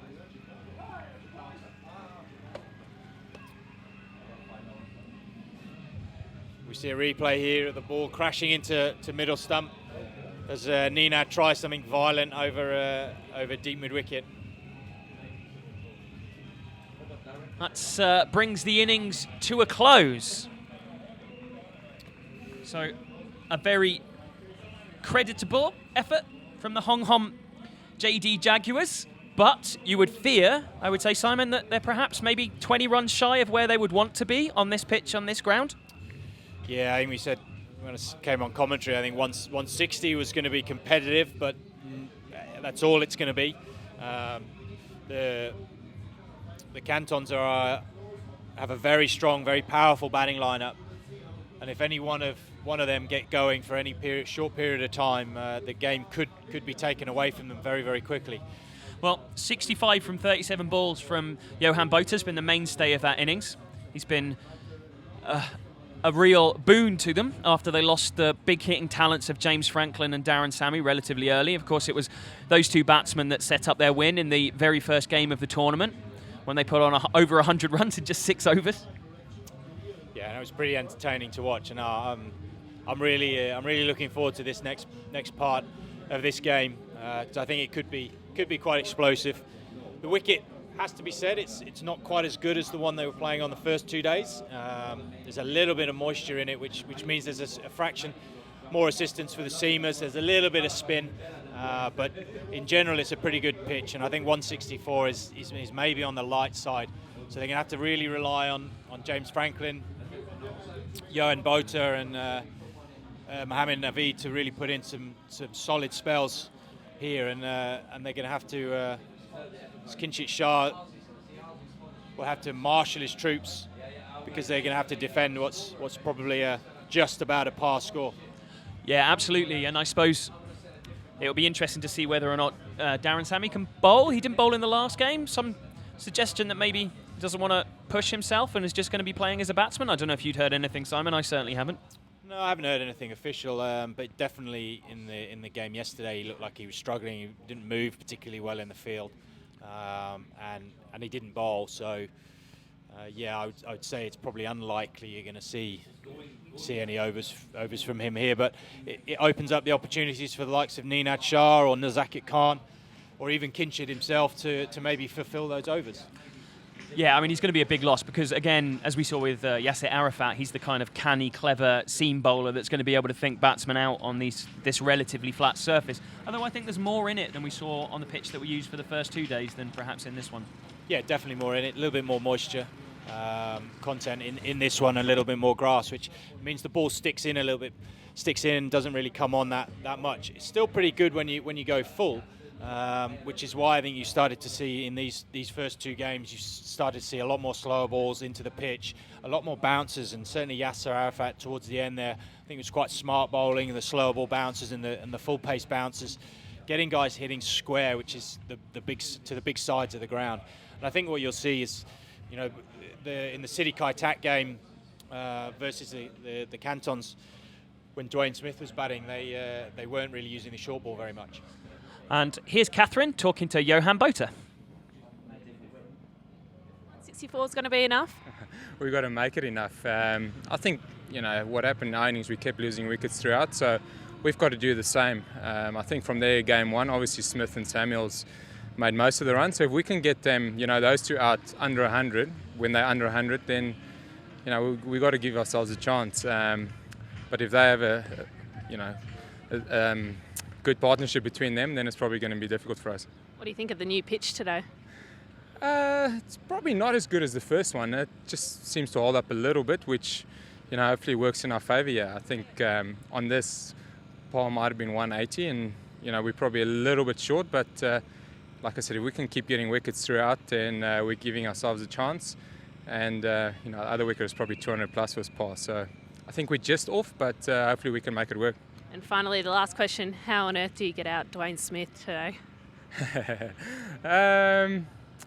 Hopefully he's maybe a little bit complacent from coming off a good score and goes for something early and we get him out that way. Anyone can get out, so hopefully we can put some good balls in good areas, build a bit of pressure, and hopefully take at least him in the first 6 and hopefully Marlon by the 10th, and we'll take it from there. Thanks for your time. Good luck. Thank you very much. Thank you, Catherine, and thank you, Johan. Here's the scorecard from that innings. 9 wickets to fell, run rate of 8.2 overs. As you can see, the high score there is Johan Botha with 65 from 37 balls, a runnable 34 from Jonathan Fu. Also impressive. And then the only other man to get past 20 was Kinchit Shah, who made 23 from 20 balls. We'll have to see whether or not 165 is a total that can be defended on this pitch. We'll be back again with the second innings of this game shortly. Thanks.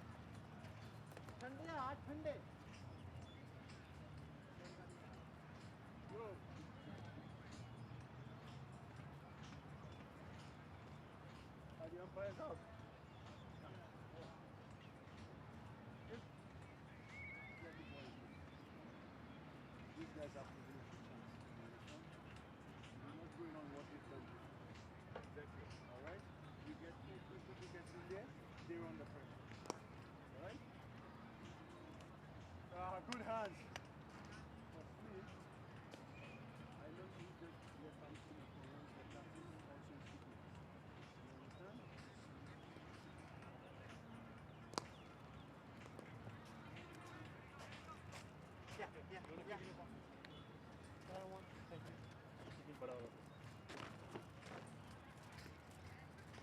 Kinjit, you want? Kinjit, you want?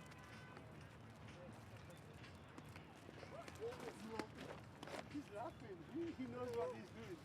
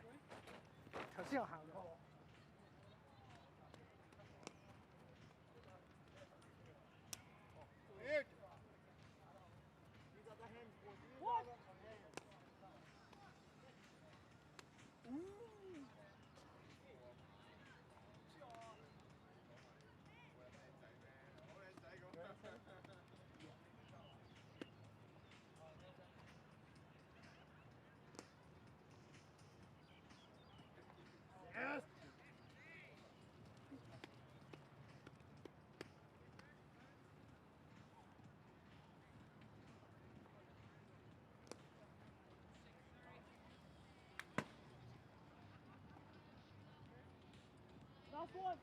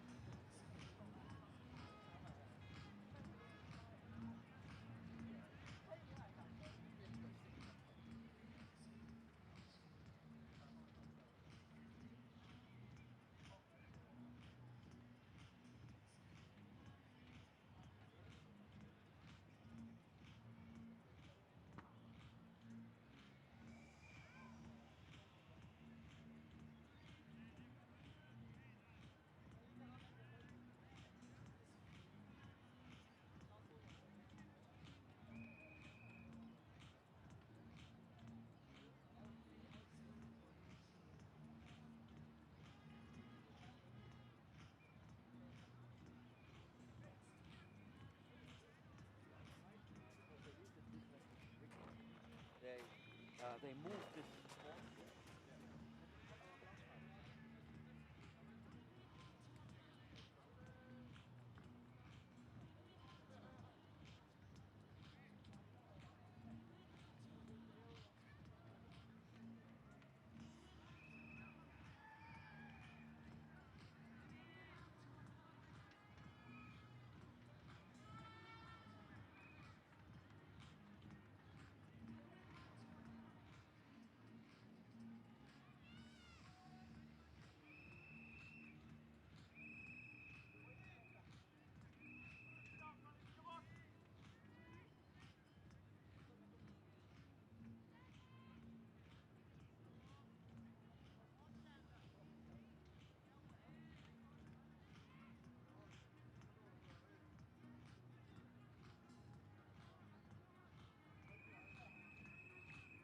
And welcome back here for the run chase. A big one coming up. The Hung Hom JD Jaguars scoring 164 for 9 from their 20 overs. And there is some doubt as to whether the Kowloon Cantons will get all 20 of theirs in, because the light is pretty murky. So we start this second game. Dwayne Smith, can he repeat his heroics from match 1?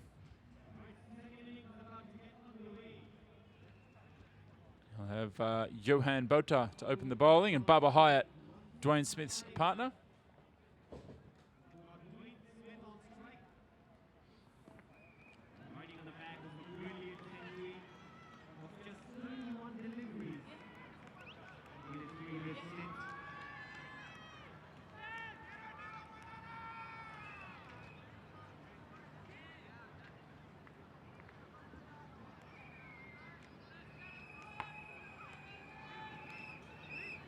Johan Botha with the ball.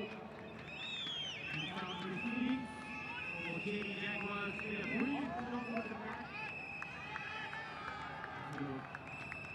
Umpire Lou Coulthard there.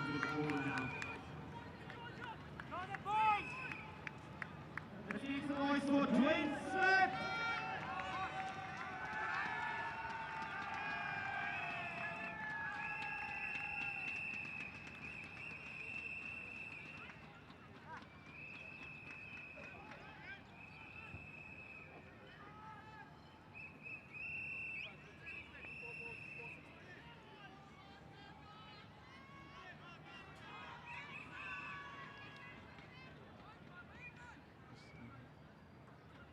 We go the first ball here. Johan Botha. Dwayne Smith goes for the big reverse sweep first ball.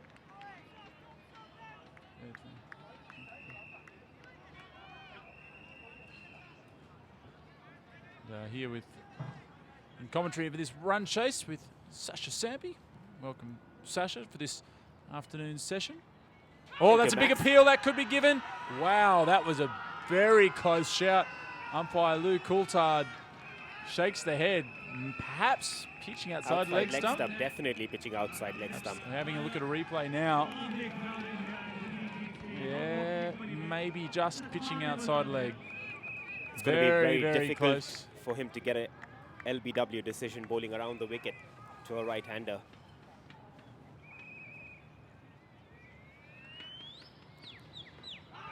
Once again pitching down the leg side. So what do you make of that Jaguars innings, Sash? Could have done a little better. I think they slowed down between but kept losing wickets. Good partnership there. Fu and both are doing really well. But in the end, 165 may not be enough.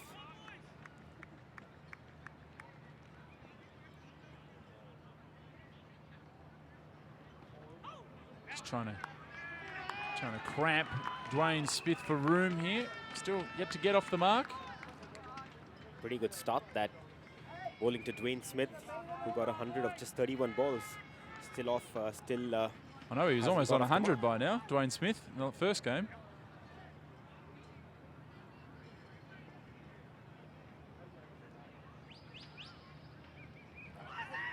Misses again. Another repeat. Is this some sort of a strategy that they've come up with after watching the last game? Are we going to have a maiden? I don't think we've had a maiden in the DTC Hong Kong T20 Blitz so far. What is that? Haven't heard of that in this contest, though.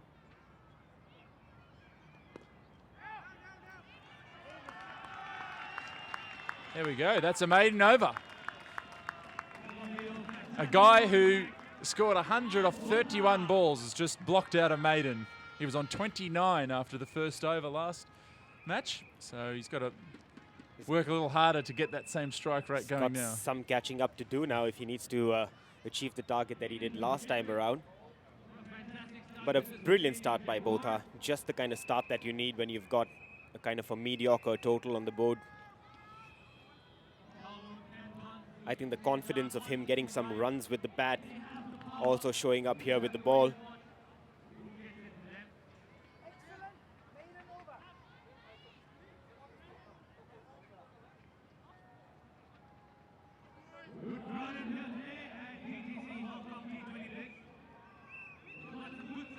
Mohammed Naveed here to open the bowling for the Jaguars from the UAE. Each team, of course, required to have one associate player in each squad. Mohammed Naveed, a very good acquisition in that category. One of the quicker bowlers going around in associate cricket.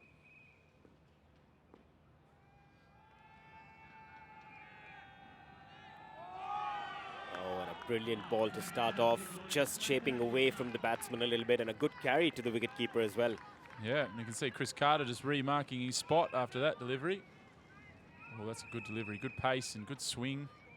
In these conditions, it does feel like the ball could swing around here if the bowler to expose it. Hayat opening the innings with Dwayne Smith.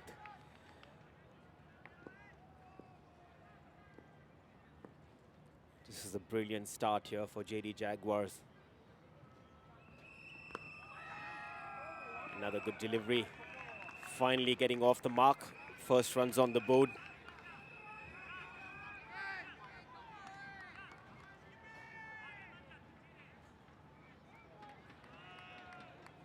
Or not, actually, just sent back by Dwayne Smith. So 8 deliveries without any runs on the board. Lots of pressure on the batsman.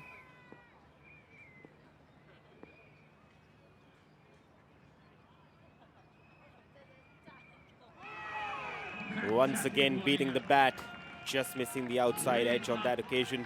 And great carry and bounce. This is just the perfect start for JD Jaguars.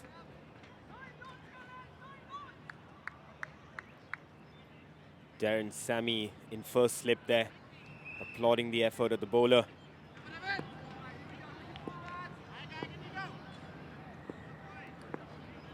Still to put some runs on the board.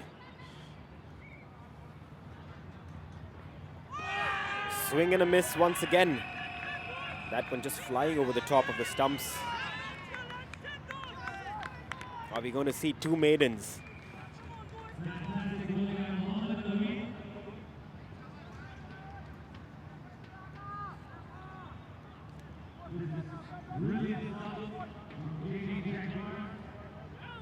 All of a sudden, the 164 runs that they've put on the board looking good.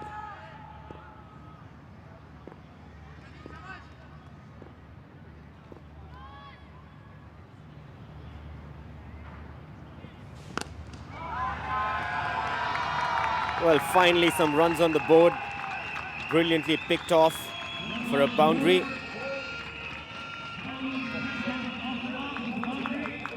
Well, that would have been shocking, but wasn't to be. Good boundary that, picking that one off the length quickly, rocking on the back foot.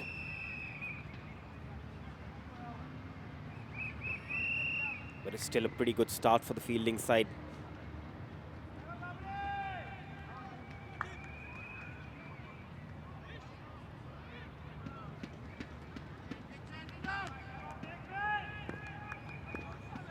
Last delivery of the over.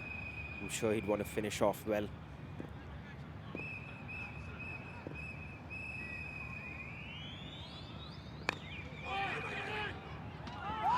And that's misfield there. Bad slip by Imran Arif. Couple of runs to finish the over off. It's 6 without loss after 2.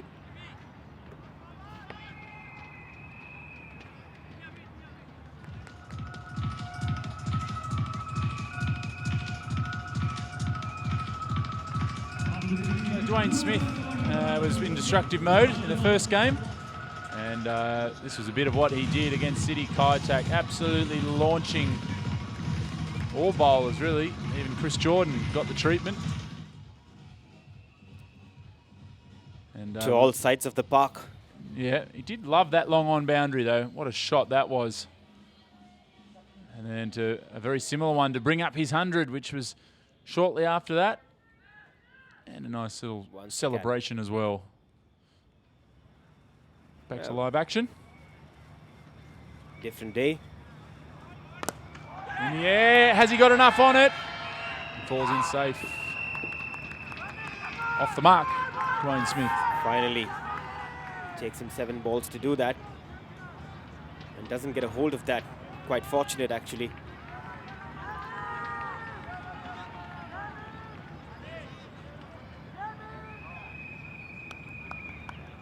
Johan Botha bowling in the right areas, cramping up Dwayne Smith.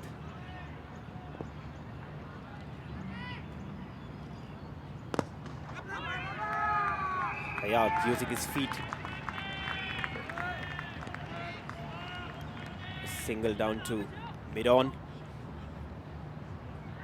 Hong Kong captain Bubba Hyatt will be looking to make his imprint on his home tournament.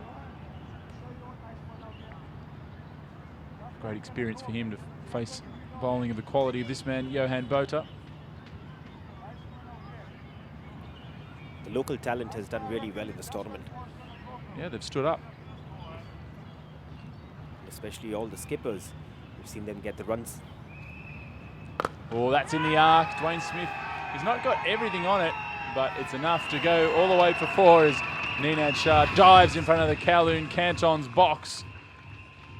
That is the noisiest box in the ground there with the Cantons supporters. Once again, not getting a hold of that one.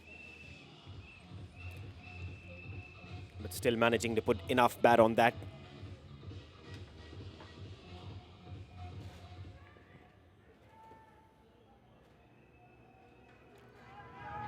Without loss.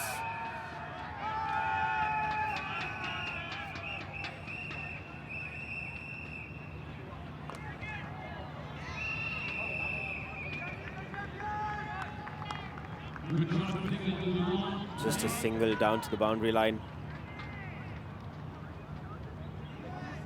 Fielding's been pretty top-notch here in this tournament so far. We've seen some great fielding and some great catches as well.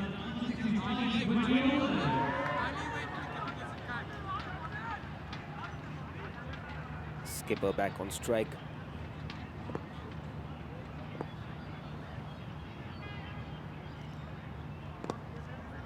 Another good delivery. Once again, cramping him up for any room. The dot ball.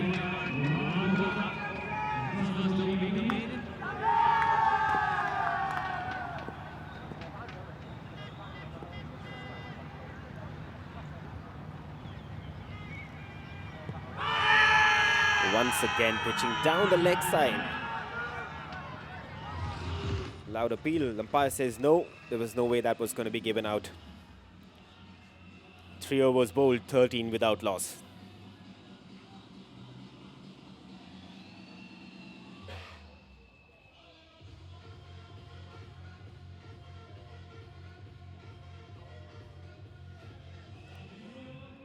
Maybe we can bring in DRS in the next season, Max. Who needs it? Just go with the umpire's decision. Get on with the game. They do get it right most of the time. Yeah. It's all part of the game. Yeah, I think Spider Cam's on the radar before the DRS. Okay, that would be a good inclusion though. If we can just get it through the Leisure and Cultural Services Department of Hong Kong to allow us to build the structure here.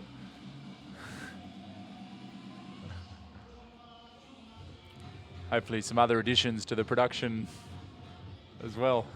Yeah, also maybe the third umpire. Right, good start here for the fielding side, keeping the Cantons down to just 13 after 3 overs. Change in bowling now. Imran Arif with the ball in his hand. Calum, cricket opening bowler, got the seam ready for an outswinger there. That just goes way down the leg side. Maybe I misread that. It's got a big in-swinger. Looked like he had the seam pointing towards first slip. Just didn't come out of his fingers the way he'd like it to. Sliding down the leg side. Good take by Carter. We can have another look here at how he holds the ball in his hand.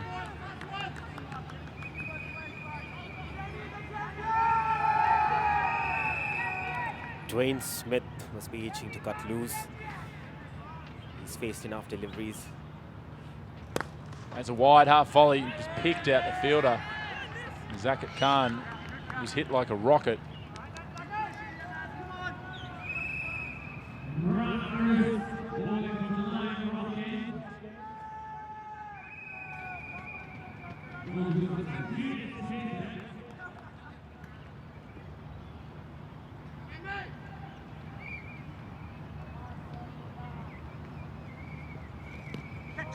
Down the leg side, but just off the thigh pad to Darren Sammy, who I sense is being hidden slightly in the field with a knee that is not quite as fit as he would like. He's been hobbling around a bit the last couple of days since that score of 56 in the first day. Didn't get a chance to bat today, did he? Oh, he did. It was a brief chance.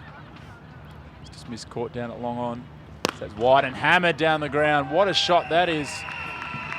That was Bub, was it? No, that was Dwayne Smith just standing and delivering. Thankfully, no fielder in the way that time. That went like a tracer bullet down to the boundary line. Great shot there of Smith really unleashing. Again, the riff just forming way down the leg side. He hasn't been able to pick up those balls that have actually been directed towards his pads. He has missed out on a couple of opportunities already.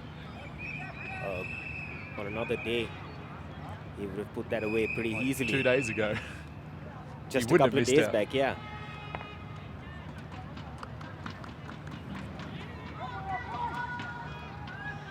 Just a bit out of sorts at the moment, but I'm sure he's going to be able to come out of that.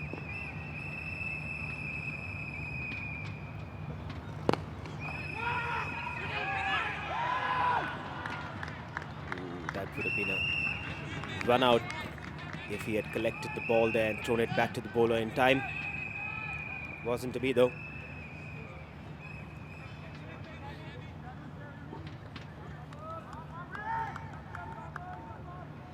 Hayat sending Smith back.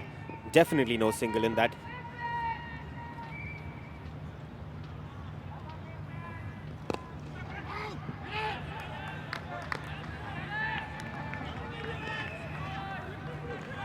Once again, no single.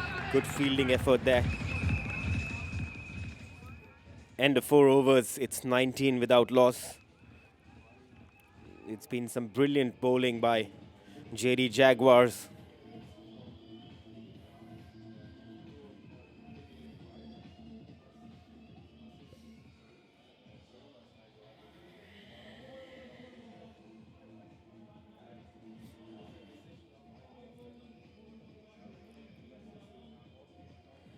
Good crowd turned up here to watch all the stars in action. There's plenty of stars playing in the tournament. Some of the big names of the sport. An opportunity for the youngsters to learn from all these stars. And of course, for the audience to witness some great cricket.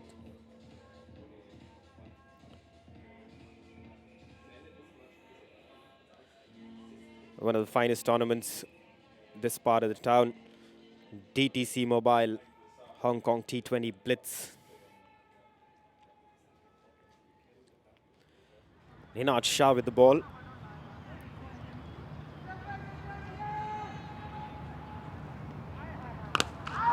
Starts off with a short ball. Straight down the throat. Look at the reaction of the Jaguars fans. They're pumped. Dwayne Smith's gone. You can see how much it means to their supporters. Oh, that's a big blow for the Kowloon Cantons.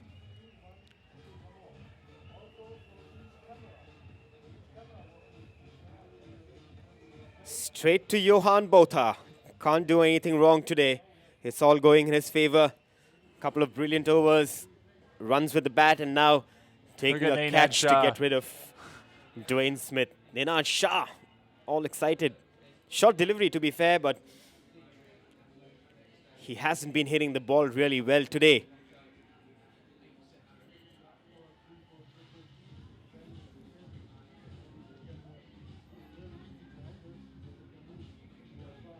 Big wicket this. Forward to seeing what Calum MacLeod can do, the Scotsman, and as the associate player for Kowloon Cantons.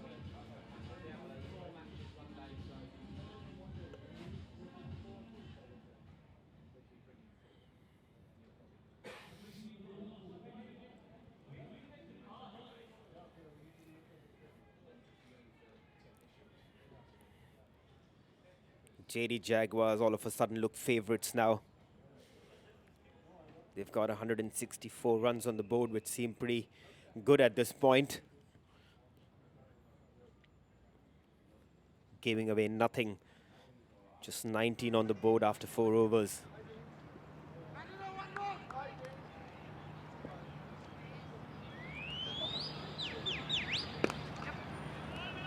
Calum MacLeod off the mark. Still plenty of time for the Cantons to recover. 144 in 16 overs. Very doable here. Just going to need a batsman to really get in. And they've still got Marlon Samuels to come. He looked like he was in third gear in the first match. Oh, he was. And definitely he'll play a big role in this game as well. But these two have to string together a good partnership now. Hayat has been around for the last couple of overs.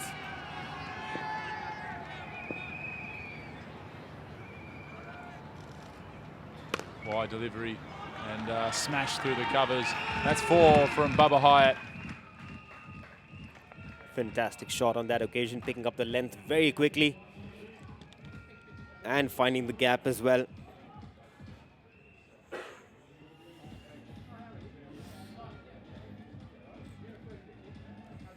Ninad Shah just keeping it a bit short outside the off stump. On that occasion, a little bit more room.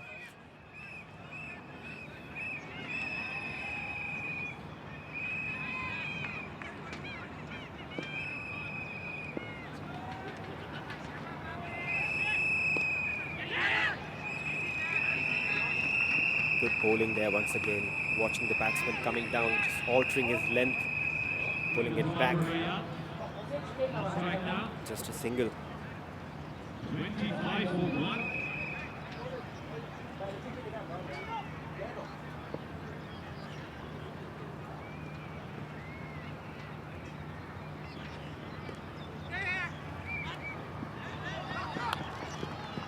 Good quick ball there.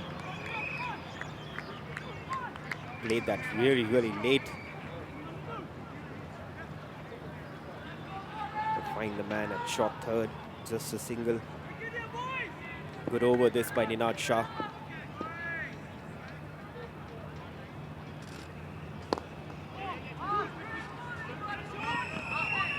Not quite getting a hold of that one.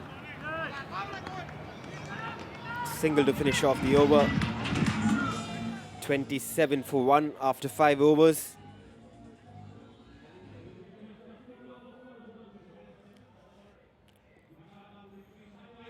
Ninad Shah getting the all-important wicket of Dwayne Smith.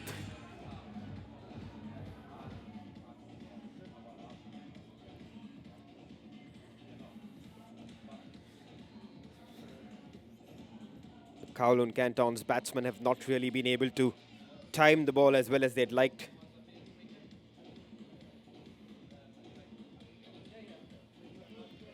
Lots of support for both the sides here. The JD Jaguars supporters.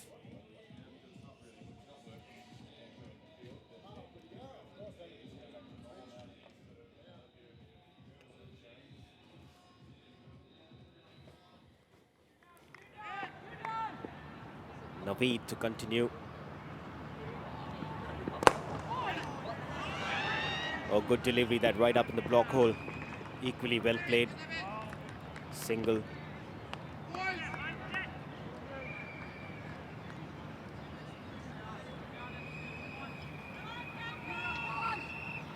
It's going to be really important for Hayat to stay there and steer his team if they have to reach that target of 165. One of the batsmen has to play the anchor role, and that could be Hayat.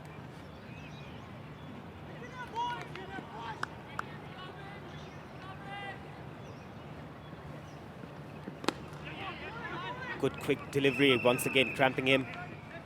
Just skidding off the surface. But a single taken brings the skipper back on strike. Required rate of 9.2, nothing too scary at the moment. Not to worry about at this plenty stage. of overs bigger than that so far in this tournament. Yeah, and it's not a really big ground, so you know, 10 runs in over, 11 runs in over is really achievable. If you've got wickets in hand over the last 7 or 8 overs, you can look at maybe about 100 runs coming in from the last 7-8 overs. Oh, Bubba Hyatt almost takes out Calum MacLeod. That was dispatched to deep long honour. Two batsmen laughing. I'm sure he wouldn't have laughed if he had got that one. That is not far away. Bubba on Hyatt. his back.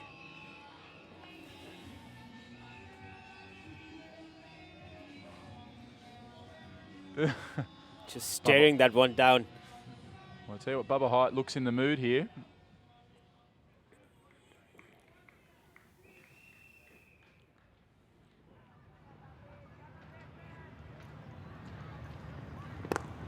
Oh, great comeback, that right up in the block hole.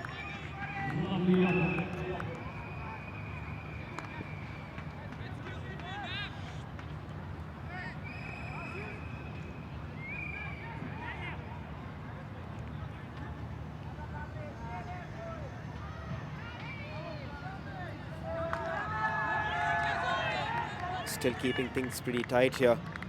JD Jaguars.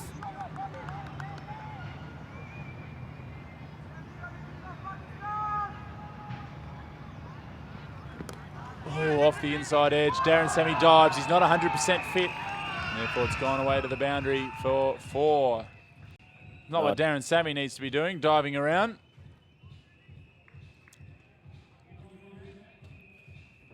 Important runs these for the Kowloon Cantons. Just kind of eases the pressure off.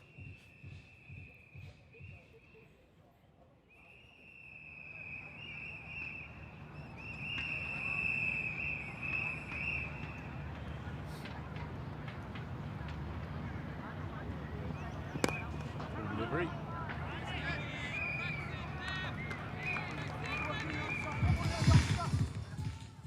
It's been a good over. A couple of misfields and a cracking shot. 38 for 1 after 6.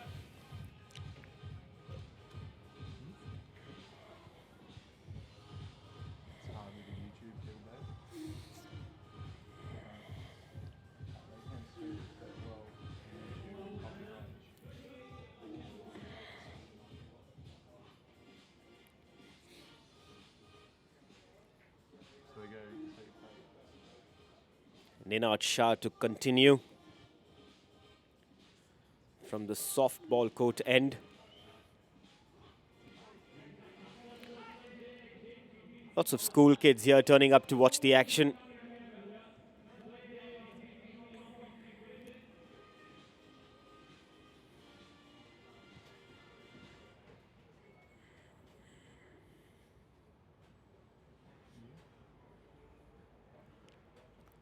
Ninad Sharp.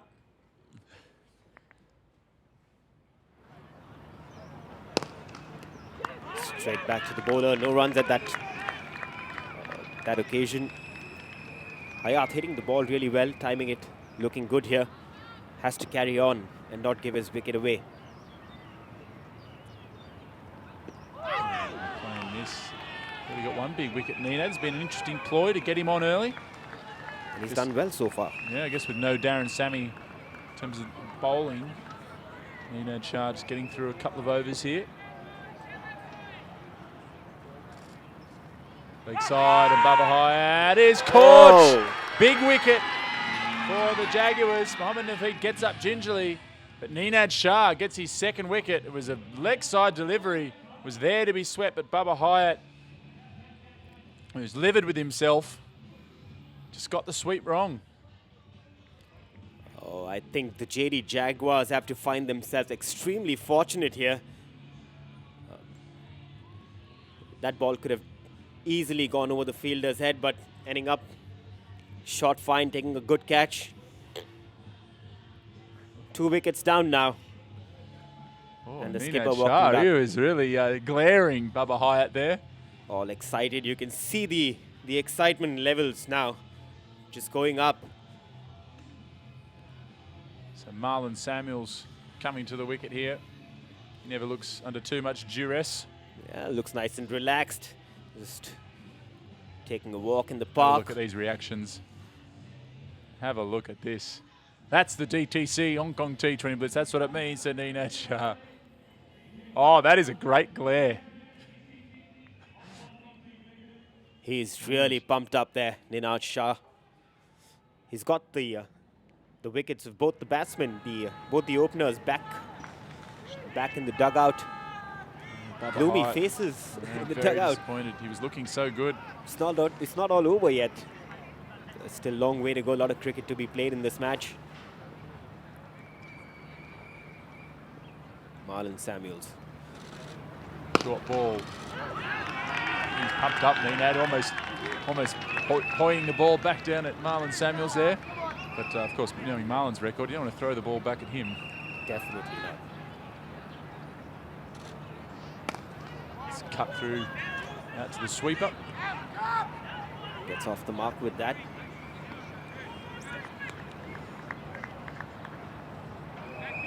The spinners have been pretty successful here for the JD Jaguars. Nenad Shah into his second over. He's already got 2 wickets under his belt.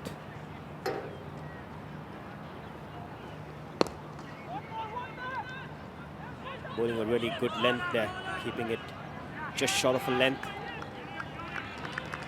And not giving too much room to the batsmen to free their arms. End of the over. Another successful one for Nenad Shah. Getting rid of the skipper from Kowloon Cantons. 7 overs bowled. It's 40 for the loss of 2.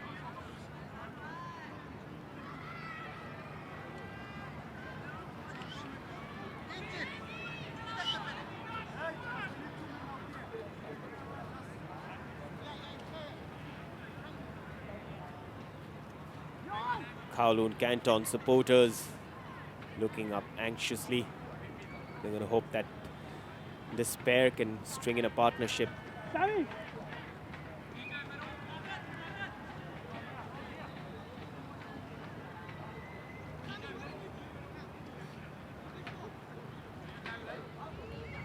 Change in bowling once again.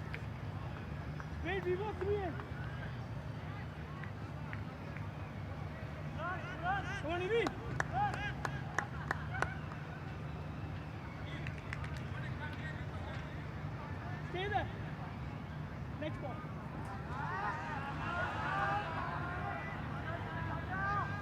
Ranariff charging in. Again, down the leg side.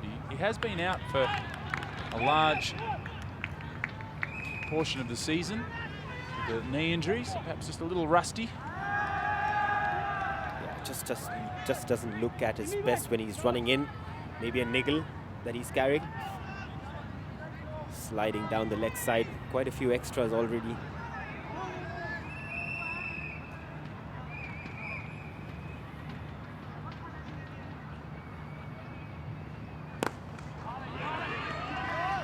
Good delivery there, right up in the block hole.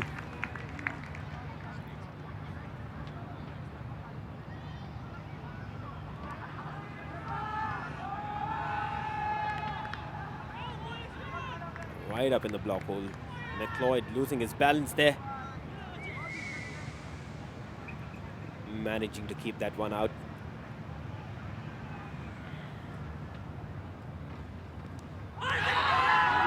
Once again sliding down the leg side. Big appeal. Wide declared. Huge appeal there from the wicket keeper. But definitely no edge there. Umpire says. Umpire Ian Thompson under a lot of pressure there. Just, I'm sure we'll get another look at that. That looked too We'll far bring that away up. from the bat. Take another look at that in a moment. A very, very tight decision. Another good delivery. It's been a mixed kind of an over. Couple of good balls, couple of wide deliveries down the leg side. No runs off the bat though. Kinchit Shah shaking the head. He didn't like it.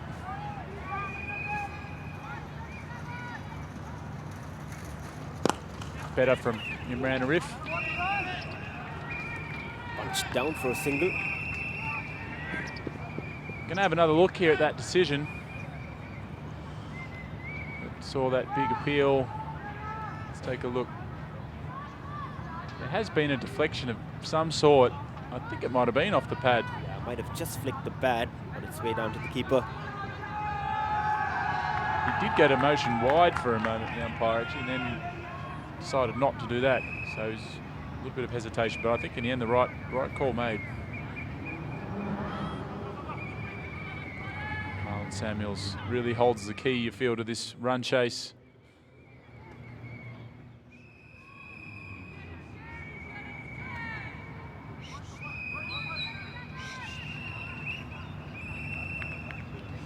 A bit of a change in the field. Sammy asking his bowler to come back and start again.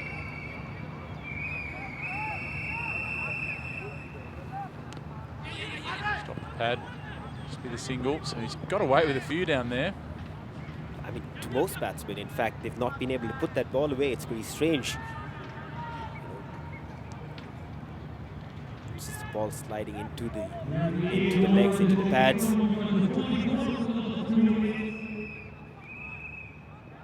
Just a leg by.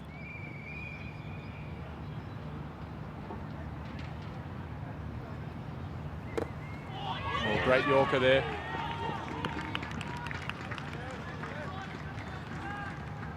Jonathan Fu just limping in there. Great delivery by Imran once again.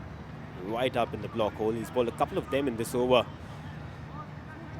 MacLeod has been successful in keeping them out.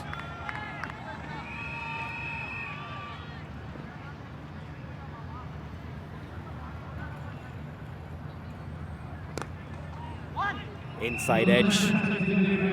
Down to the square leg boundary, just a single.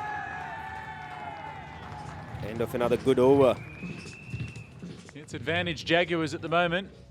Of course, they've won one, lost one, so they really need to get this victory here today. Calum Cantons just 1 from 1. If they could get up in this game, they'll be very well placed to get to the final. Yeah, and if they do lose, then it's going to be pretty evenly poised. Got the scorecard. Darren Smith there, just 10 runs today.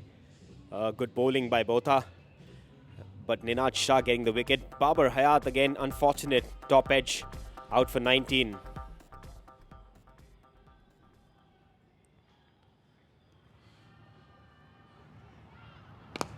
This tournament being played in the beautiful city of Hong Kong. Yeah, you're all enjoying the coverage here. DTC Hong Kong T20 Blitz, second edition. Calum Cantons looking to defend their title. JD Jaguars. Got off to a flying start against the Galaxy.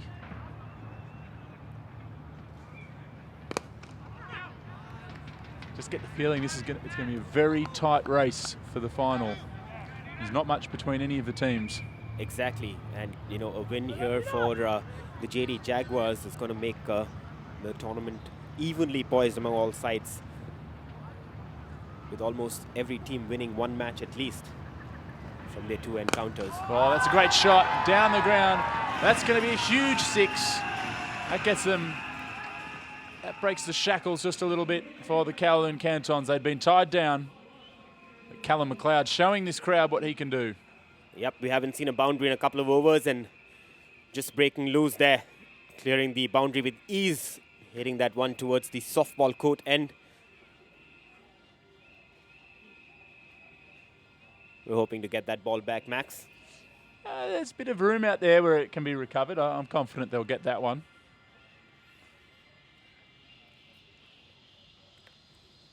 But an important boundary, this important 6 for the batting side. Little bit of pressure on Ninad Shah. He hasn't really seen the pressure in his spell so far. So we'll have to see how he reacts now. He's really focusing on that leg stump line, trying to not allow the batsman to free the arms and just dart the ball in at leg.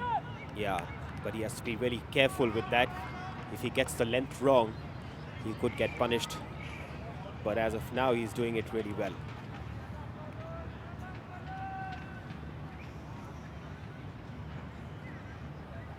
Once again, that length and the line, just a single conceded. They are working towards a plan here. It seems pretty evident, and they've been bowling that line to pretty much all batsmen and have successfully been able to keep them down to just singles. Haven't conceded too many boundaries.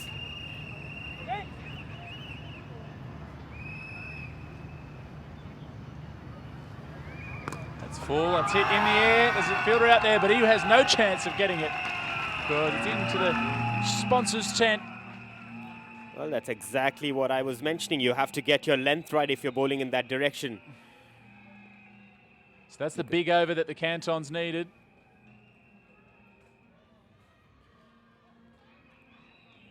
Two 6s in the over already.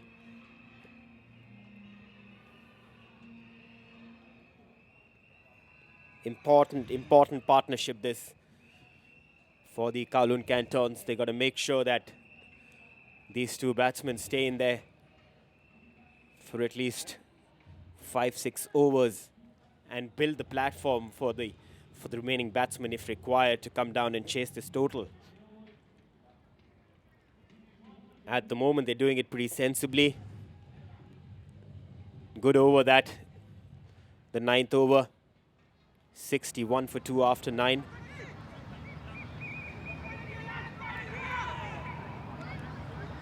Marlon Samuels looks extremely relaxed there in the middle.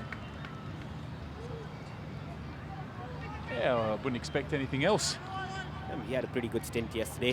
When you played in a World T20 final and performed under pressure, then what's going to worry you about any other innings? Absolutely. And that's hammered away. He loves doing that, just stepping, getting that front foot towards leg stump, freeing the arms. That is classic Marlon Samuels.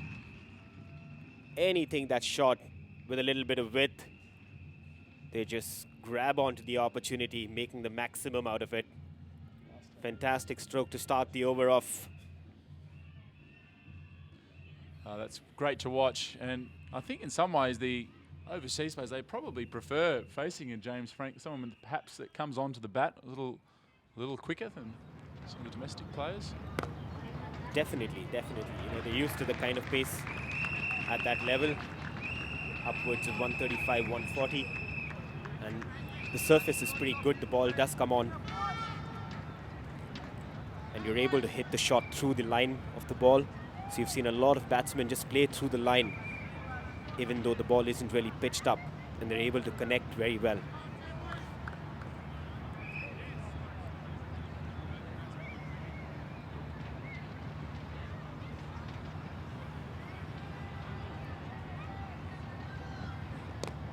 Inside edge, squirted out to deep backward square leg. Manarif throwing the ball back in.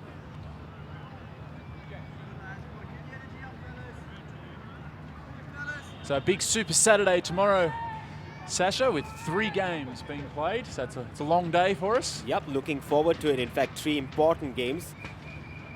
And also looking at a good turnout here. Packed house, lots of tickets sold.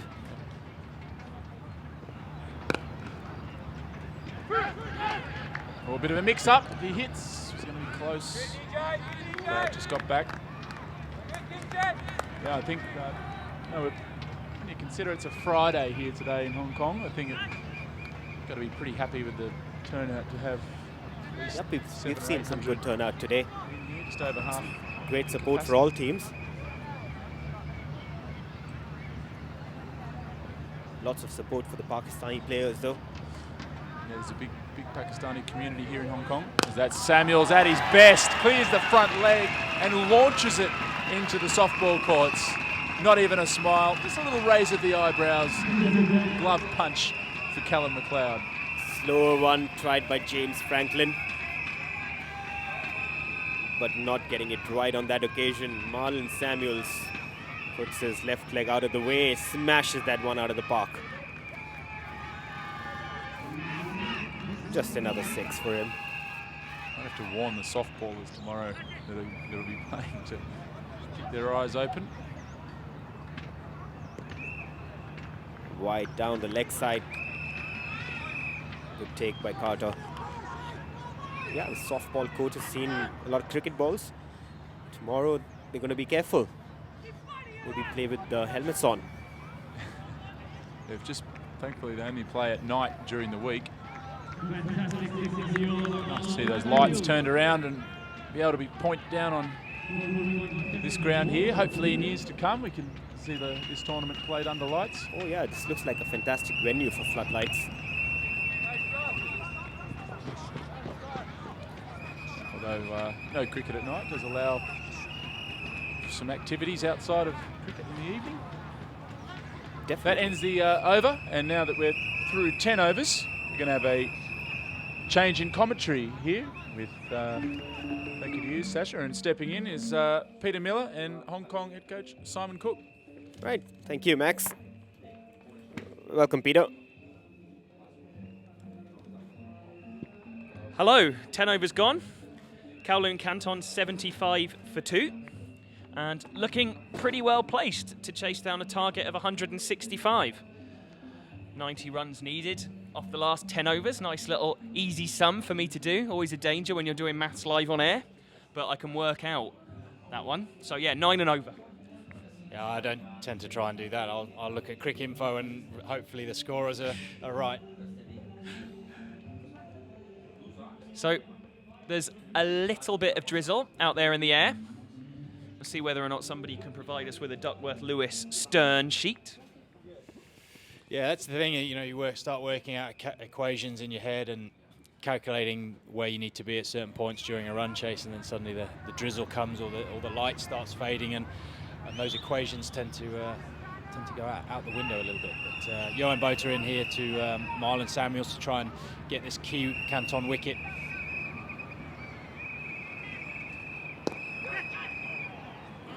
Decent bit of fielding off his own bowling, prevents a single there from Johan Botha. Yeah, I'm a massive nerd, and this is long established. So I've actually phoned up Steve Stern at his university in Australia and asked him to explain to me in the plainest possible terms how Duckworth-Lewis stern works. How does it work? Good I question. have no idea. I just get given a sheet of paper and then try and follow it. It's basically about the allocation of resources. So what they say is that with the resources you have left available, be that wickets or runs, the number of runs you need to get in comparison what the team scored when they batted their full overs is this. So if you lose, that's why when it goes up when you lose a wicket, because you've lost the valuable resource. So basically that's how it works. So it's on a resources loss model. There's a different way of doing it, which is on a probability model. And how does that differ? Well, that differs. See if I can explain this now as we watch the end of this. I think you've opened a can of worms I have. here. I think I can manage. So say, for example, you had a coin tossing contest. As another single out into the leg side, and you had 100 coin tosses, and you got 65 tails. Okay. Then it rained and the coin got wet, and you could only have 10 coin tosses, and your target became 6 tails. Your chances of winning have increased by you doing absolutely nothing, which is where that's the flaw in Duckworth Lewis Stern, because you can become more of a favourite by not playing rather than playing. Right. Okay. So I'm going to have to try and remember this next time we're in a Duckworth Lewis Stern situation. Well, basically, as Winston Churchill once said about democracy, it's the worst system of government apart from all of the others. And I think that pretty much sums up rain rules with cricket. Yeah, and by the way, into ball here, getting to Marlon Samuels, who just gets it out into mid-wicket and takes a single. Yeah, it's with the ever-evolving formats of the game, rule changes, whether you're allowed 4 men in the circle or 5 men have to be in the circle, restrictions in power plays, whether they go up or down, whether they can catches, all this evolution in the game makes it more and more difficult for those sorts of calculations to make it fair to both sides. And it's certainly, I think, the general feel is that T20 maybe has been left behind a little bit in regard to Duckworth Lewis. It's the end of the over as the run rate creeps up to 9.49, just the 4 runs off that over, I think. I think there was a single at the end there, but we'll just wait for the ticker to update at the bottom of the screen. Yeah, well, what Professor Stern said was that if you look at the T20 scoring rate and the scoring rate at the end of in the last 20 overs of an ODI, they're broadly speaking similar. So what you can do is you can map across the data that you've already got from ODIs to 2020s. But it's never going to be an exact science, is it? And I think it's one of those things, it's like, you know, when you get on an airplane. I don't know how airplanes work, but I've got every faith that it will. Yep. Yeah, and that's exactly how, you know, we look at the sheets, and you know, I have different calculations working out where we want to be. For example, in a 50-over game, we'll have certain benchmark scores at 15 overs and 35 overs, and we'll have those benchmark scores, and they're broadly fairly similar to Duckworth Lewis. And I've actually taken a look at making sure that the Duckworth Lewis and our scores, and just seeing over the course of the last probably year or so, I've just compared the two, and broadly they're kind of about the same. And I think Duckworth Lewis is a really good caddy into bowl here. Just hit out deep point. Nazaki Khan fielding there. I think they're broadly about the same, and Duckworth Lewis is actually a really good way of trying to track a run chase. And if you're batting out there in the middle and you've got Duckworth Lewis on the scoreboard, you can really get a good understanding of where you are at that specific point in the game. And it can help you in making decisions, whether you want to go, when you need to go harder or slower. What it doesn't do, obviously, if you lose a couple of wickets, Duckworth Lewis does tend to, like you say, hurt you a bit because of the resources that you haven't got left in the shed. So 85 runs needed from 53 balls here. Sorry, Ash Caddy, of course, a hat-trick on the first day of this tournament. There's been talk of him, the left-arm quick, making his way into the Hong Kong squad in the not-too-distant future. Yeah, he's a committed cricketer, as you just saw just then. We did some kind of talent depth charts here in Hong Kong about 8-9 months ago, and we went through every single cricketer in Hong Kong and more to do with their discipline, what they did with the bat and ball, and started making some charts, and we found that actually we were short of left arm seamers. So he coming to roll again. Crowd just knocks that into mid-wicket. And we're quite short of left arm seamers, so Ashley Caddy being Hong Kong qualified in here, and he's got a really good attitude, and we took a punt at putting him into our setup, and he's worked really hard. He's full-time employed, so he trains when he can, and as you can see, he's reaping the rewards here. Nearly with the big wicket of Marlon Samuels there as he plays a cross-batted shot and chops the ball down into the ground. Thankfully, from his point of view, not into the stumps. As we see a replay of it there, not a million miles away from off stump there. And Ashley's had some good success here. He's talking. He's a keen student of the game, so he'll be loving being in this team with Darren Sammy and Johan Botha. And he's really bowled nicely. He's been smart about his lines and lengths. He's bowling back of the length here and just trying to get hit to the sweepers. Doesn't really want to get too full. He's bowling at the end with the shortest straight boundary, so he doesn't really want to get too full. Round the wicket, cramping up the angles. He's happy if he can get cut for one run. Every ball you go at 6-7 runs and over in T20 cricket, in particular on this ground. I think you've got to be really, really happy with yourself as a bowler. Yeah, 1 run you're happy with, but dot balls are just absolute gold. Poor bit of fielding there, unfortunately. I think he could have stopped that one. But very inventive piece of play there from Calum MacLeod. He's very, very strong, square of the wickets. Sweeps in particular against the spinners. And he's just shown there he's just easily at home against the seamers as well. Found amount of experience within county cricket as well as playing for Scotland, Calum MacLeod. He's played for Durham and Warwickshire, I believe. Yeah, he's three Scots boys that have come over here, and a lot of the talk in this tournament has been around the overseas players, but we've got some really good associate players here. Calum MacLeod is one of the senior players for Scotland. As you say, he's played a lot of county cricket. Plays his cricket now, it's club cricket up in Durham for a Durham League side. And he's a very, very successful cricketer. He's reached his peak now, really, and now it's time to cash in for him. It's the experienced Johan Botha now. Short ball there, just hit out to square leg. Good bit of fielding by Ninad.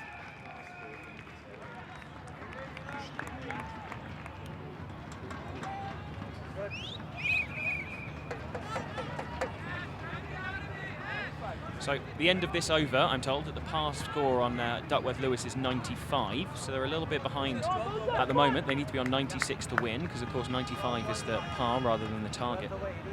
Yeah, and it's important though to look at what the par score will be if you lose 1 or 2 wickets. That's why it's quite important. As they steal a quick single there. It's quite important maybe to have either have a Duckworth-Lewis sheet out with you in your pocket, or you have constant messages going on from the 12th man in these situations, so that the batters understand where they are within the game. But then what happens if they lose a couple of wickets? What impact does that have on Duckworth-Lewis? Sometimes you can get into a situation where you can actually go quite hard, and if you lose a wicket, there's not a dramatic effect, particularly early on in your innings. So we're here 2 down. There's quite a lot of, as you say, resources left in the shed. So Duckworth-Lewis might not be impacted too much by losing 1 wicket, and if you can maybe take a chance and get a little bit ahead, and that chance gets you 20 runs in and over, suddenly you blast Duckworth-Lewis out of the water. Short ball, and it's pulled out towards mid-wicket. Sliding stop, Nazakit Khan out on that deep cover boundaries. One of the best arms in Hong Kong. The batters still get back for 2. See a replay of that pull shot from Marlon Samuels. Yeah, there's been times, hasn't there, when you've seen batsmen go out to bat and they've got the Duckworth-Lewis sheet in their pocket. Yeah, and I don't think it's a bad thing. You can have it in your pocket, you just take it out in between each over and just have a look. And what they're looking at, they're not looking at the actual score then, as Botha into ball here. Just squirted down to long on. They're not looking at exactly where they need to be right here and now. They're actually looking at 1 or 2 overs ahead and where they need to do where they need to be then, what an impact a wicket has, and then they're trying to target each individual bowler. The fielding captain will also have a copy of the Duckworth-Lewis, so he'll be doing exactly the same thing.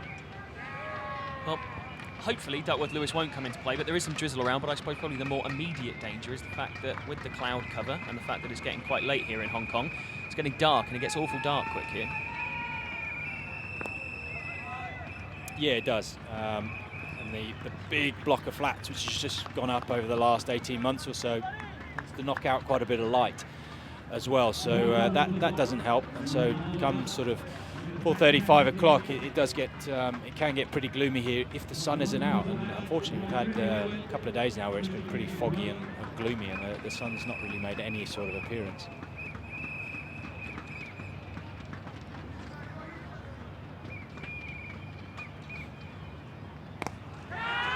Violent swing out towards deep mid-wicket, and Mazakit Khan taking a very, very simple catch deep mid-wicket and gets the dangerous Marlon Samuels out. And that really could be the turning point here in this chase. Well, that'll make a difference again with the par score. Yeah, they're losing resources in terms of overs, so they're really going to start getting under the pump here, and with their main batsman out, it's really now going to come down to the domestic players and how they cope under some extreme pressure. So the likes of Shahid Wasif and Waqas Khan, who are going to be coming in next, they're really going to be sort of put under pressure here. And this is exactly what, from a national coach's perspective, this is exactly what we want to see. You know, them coming in the 13th over with 93 for 2 on the board, and it's all to do. 72 from 43 balls. This is an uphill challenge. That's one of the things that I find interesting from a coaching point of view, is how challenging situations are seen as a development opportunity for up-and-coming players and even for experienced players. It's something that one of the reasons why Andrew Strauss has been so keen for England players to go and play in the IPL is for them to be an overseas player, the expectation for them to perform, the expectation they're going to win games for their side to justify their big transfer fees, and that will make them better players for their national sides going forward. Yeah, that's right, and you only learn by being put in situations of extreme stress, and even if you're learning that you didn't cope very well in that situation, that's a learning experience, and you can actually gain from that. And Shahid Wasif here is a young player for us. He's a young up-and-coming player, and he's a very, very talented player. As he gets off the mark with a swivel pull that down past backward square leg, and he's off and running straight away. He's a very confident young man. Some would say possibly borders on arrogance, but he's actually a very, very confident young man, as we see a replay of Marlon Samuels just heaving the ball into deep mid-wicket, and Mazakit Khan taking the catch there.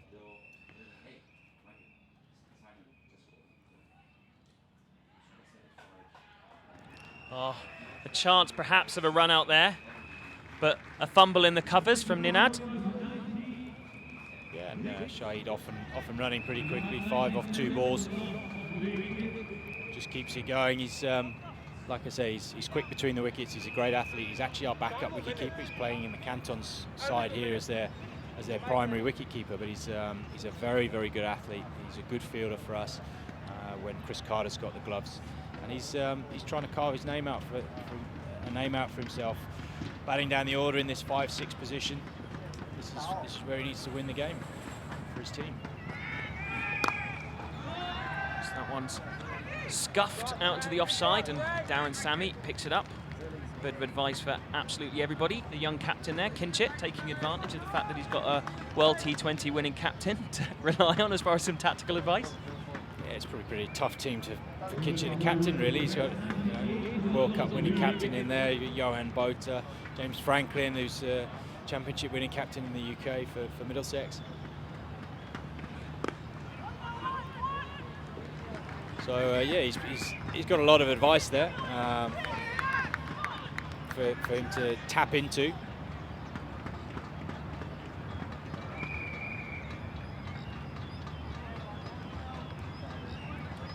There's a lot will rely on Calum MacLeod here to be in right to the end if the Cantons are going to get over the line here. Shahid works that one round the corner for another single. He's got some relatively recent form, I believe. He's got a T20 high score of 40 against Scotland, made in that Desert 2020 competition that happened just recently. That's a great addition to the associate calendar, isn't it? Yeah, that was outstanding. Group of associates getting together and pooling their resources, coming up with an outstanding tournament in Dubai, which hopefully will go from strength to strength. And it's a similar kind of model to what we're seeing here, just to try and get more cricket for us. Another one shoveled around the corner for a single. Jonathan Fu does the fielding down at fine leg. Yeah, ultimately, that's what associate cricket needs. It needs more games. Yeah, we need more games of cricket. The Scots were saying last year they played maybe 5 or 6 games last year. We actually played quite a lot of cricket last year as a national team, but that was more off of our own back, sorting out bilateral series with P&G here. We also travelled to Australia to help the Sydney Sixers, Sydney Thunder prepare for the Big Bash. So we had 10 days there, which was really, really good for, again, experience for our younger players playing against top quality opposition day in, day out. And we see it again here. This is another addition to our calendar where we can play at home domestically. It's a chance for our fans and our supporters to see our domestic players play here, because we don't, up until recently, we haven't had many series at home. The Netherlands game was the first completed first-class game. We had one scheduled against Scotland in 2016, but all 4 days got washed out. Yeah, we want to play more cricket here. We want to play more cricket abroad, and so do all the other associates. It's just trying to get that funding, and like we said earlier, the 13th place is so vital for that. Imran Arif into the attack. Decent ball, tucking MacLeod up. Yeah, it's an excellent piece by Jared Kimber written on ESPN Crick Info, talking about just how important that place is, and kind of brutally laying out just how important winning those World Cricket League Championship matches are. And I think what we saw, I don't know whether it's a fair assessment of it, but from what I saw of the games, it was kind of very, very close, but perhaps slightly more steeliness and experience from the Dutch guys. Saw them over in some very, very close games against you guys. Yeah, that's absolutely right. It was just purely down to experience in pressure situations, which got them over the line, but that's exactly what this tournament is all about for our players. It's a great shot down the ground from Calum MacLeod. It's only going to be 1 run. It's not quite timed. This wicket not quite as good as the one they've been playing on the last couple of days. There's a little bit sticky nature of it. Means it's not quite coming on to the bat. That's why we're not seeing quite so many of those huge sixes that we saw the other day.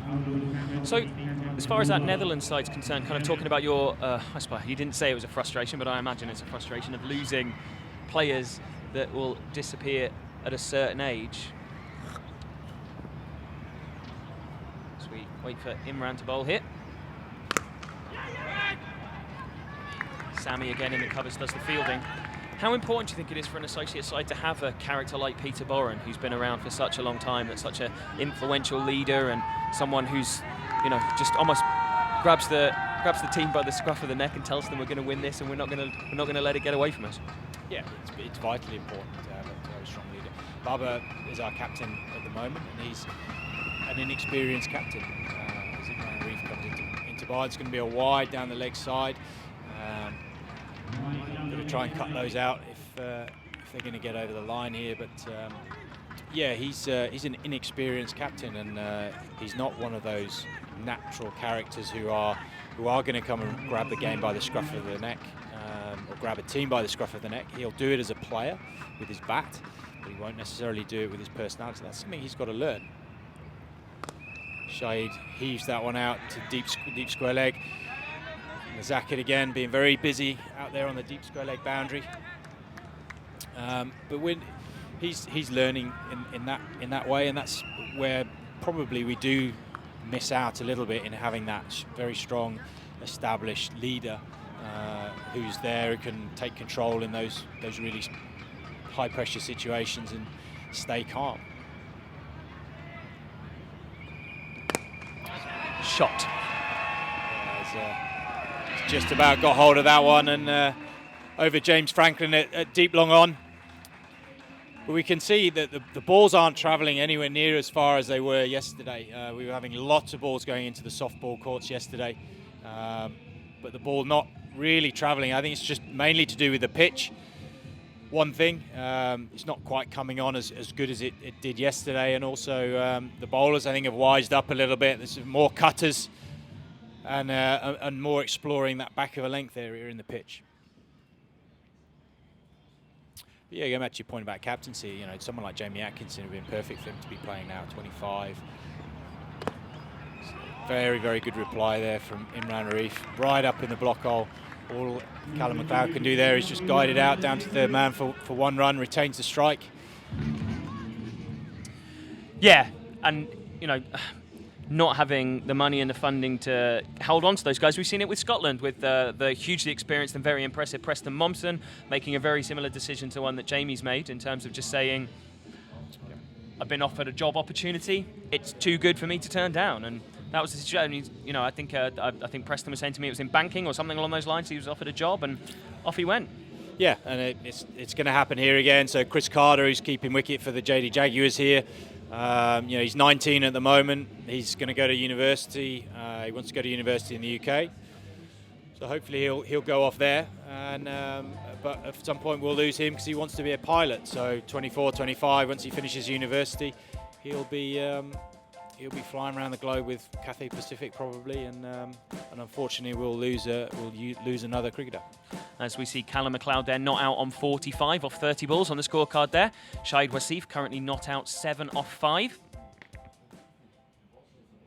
Oh, it's a violent hit out towards deep mid wicket. He's not quite got it and ended up getting caught by Ashley Caddy on the edge of the circle there, and Calum MacLeod departs. His score on 45, and he was a well set man and probably needed to be there a little bit longer if they were going to try and get over the line. And the Jaguars have come back really, really strongly here. Absolutely. I mean, I think the thinking pretty much all the way around the ground was they didn't really have enough runs, but if you keep picking up wickets, that's what slows down the scoring rate. People talk about how wickets don't count in 2020 cricket as much as they do in other formats, and perhaps they don't. But if you have 2 new batsmen at the crease and you don't have an established partnership, then things can struggle. And we've seen over this 3 days of competition, if you have 2 guys set and both of them firing, you know, the sky's the limit in terms of what you can achieve. Yeah, we talk about par scores and all that sort of stuff, but on grounds the size of this, if you do get 2 set men in, a par score kind of becomes really, really irrelevant, whether you're chasing or setting a target, because you can't just go and go and go and go. So 160, like we said, was competitive, but what was very impressive about the Jaguars in their power play in particular, it was very clear they had some plans to nullify Dwayne Smith in particular. He never really got going. A brilliant first over by Johan Botha. Minimal runs off it, and really started turning the screw, and it ended up resulting in Neenad Shah getting the wicket. As we see Asher Zaidi, the new batsman. A decent piece of fielding at backward point by Jonathan Fu. Caused a little bit of controversy in county cricket. In county cricket, these things happen by having a black bat. You can see there the back of his bat is still black, but the front face he's had to have it as wood. They wouldn't let him use a black bat. How is it? Is it just stained? I've not really seen these different coloured bats. So they presumably just stain the willow, and it's still one piece of wood, because there was a stage where they were splitting bats and putting them together to make them bigger. And, so you'd have a very dry piece of wood, and then a not so dry piece of wood to make sure the pickup was nice. A really big, solid piece of wood, and I think they outlawed that. You had to have one solid piece. I believe his are stained, but I've seen others. I've seen Chris Gale batting with a gold bat, and I think Andre Russell with a pink one, and I think they've got some sort of latexy type covering over the top of them. You know, you see it sometimes like the face protector thing on a bat, but stained pink. Yeah, and very decent stop, diving forward by Kinchit, showing his side how it's done, but that one from Shahid doesn't quite carry. See a replay of that one. Kookaburra had a good effort there by Kinchit. Kookaburra had a graphite back on their bat a few years ago. I remember Ricky Ponting using one during the 05 Ashes series, and that got outlawed pretty quickly. They felt it was an unfair advantage. Oh, and it's whipped out towards square leg, and it's going to be 4 runs off James Franklin. Very wristy player, Asher Zaidi, but capable of muscling the ball as well. Played for Essex in the 2020 Blast competition. Looks a very well used piece of wood. It looks like he's got a few cracks on the face of it, I don't know if we can ever get a close-up of it. You can just see there's quite a bit of damage on the front of that bat. It's obviously a trusted one that he uses a lot.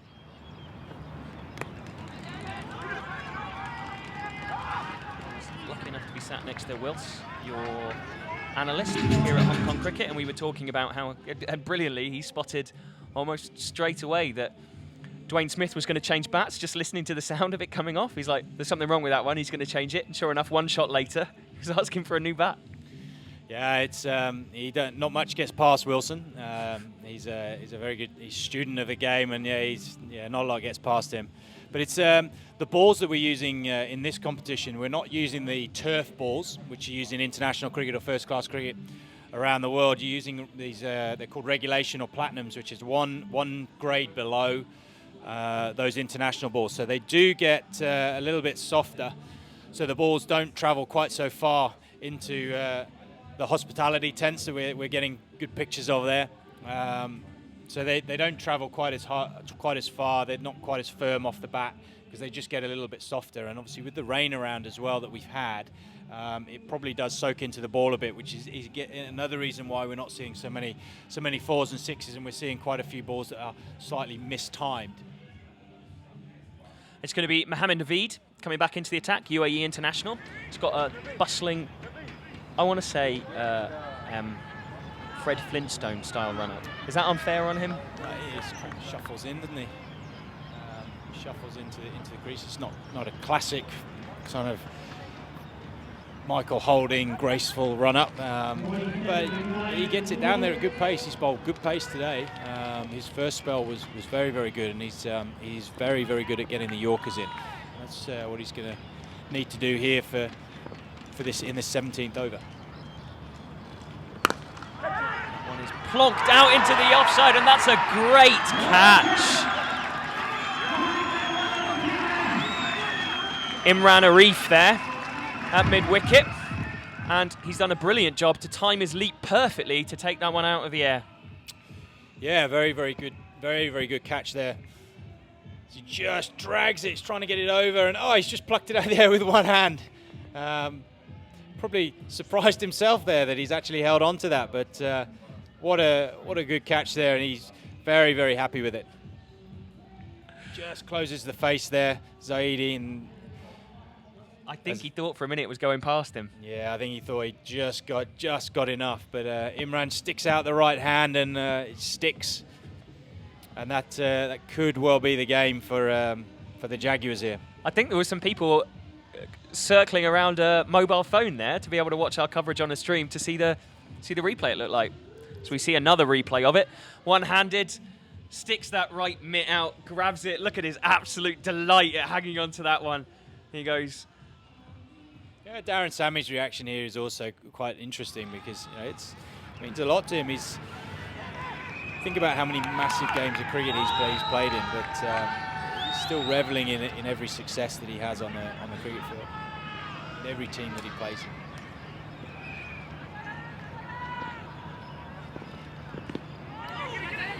So you got Yasser Arafat's come in here, and he's off the mark with a leg by. Yasser Arafat's no mug with a bat. He's got teams over the line all around the world in T20 cricket before. Calm head, and he's going to be good for Shahid at the other end. Decent ball again from Naveed to tuck him up, and a nice dive there from Carter, who's managed to pull his trousers down in the process. That's the second JD Jaguars team member who's had the trousers pulled down on these in this event. Ninad Shah, big diving effort on day one, ended up with the trousers around his ankles. Disadvantage he had, so also trickled away for 4. Another decent Yorker, speared in towards the leg stump. Shahid works it out into mid-wicket for another run. Yeah, I think we're going to start seeing something quite violent from Shahid, I think, straight. That's where he'll look to target. Mid-on, mid-off, extra cover. With 46 runs needed off 22 balls. Going to start having to get the ball over the boundary a little bit, just to take the pressure off. Yeah, 12.55 runs required per over. Someone's going to have to go big. Another ball fired in at the pads, they seem to be the Yorkers that are working. The ones that are on off stump that they can clear the front leg and get underneath, they're going for 6, whereas the ones that are fired in at the pads seem to be a lot more effective.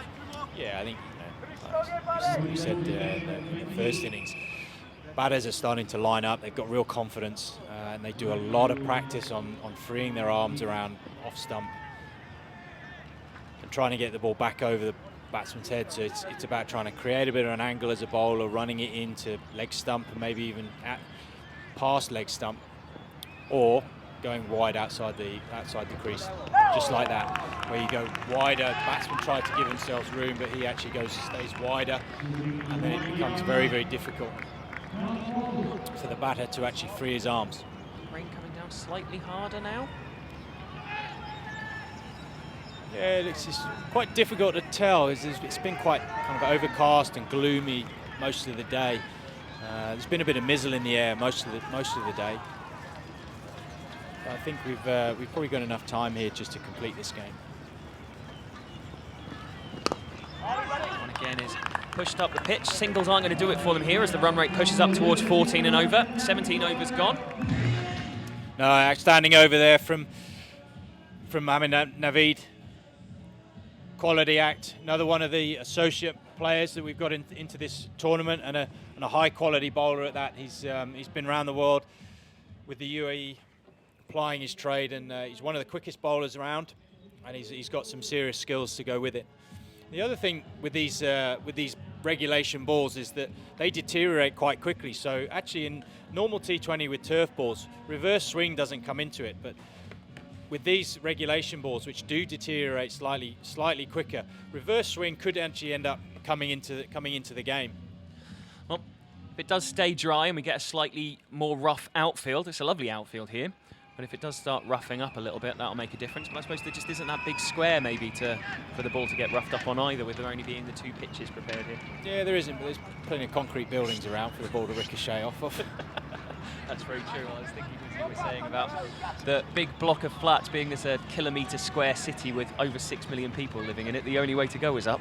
Correct, that's right. Imran Arif into the attack, and you can see on the screen there that the ball is pretty roughed up. Another excellent Yorker fired in at the pads from Imran Arif, showing his experience. Plays in the domestic 2020 competition in Pakistan. I think it's called is it the Haiter Cup or something along those lines? Yeah, I'm not too sure, but he's been around the world as well, playing a lot of cricket. He's just coming back from a knee injury, so this will be his first proper cricket for probably about 6 or 7 months.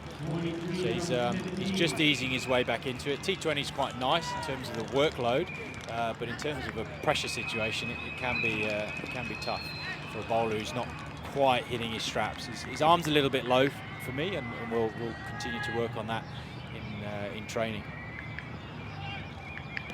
Another very decent ball. A swing and a miss. Did he try and overhit that one a little bit, do you think? Yeah, a little bit. I think it was in the area, and in Shahid's area where he can take it on. So you probably feel he's a bit unlucky to miss out, and he probably needed to slot that over the ground with a rate required. Really starting to ramp up to around 15 now. They really need to start getting some boundaries to alleviate some pressure.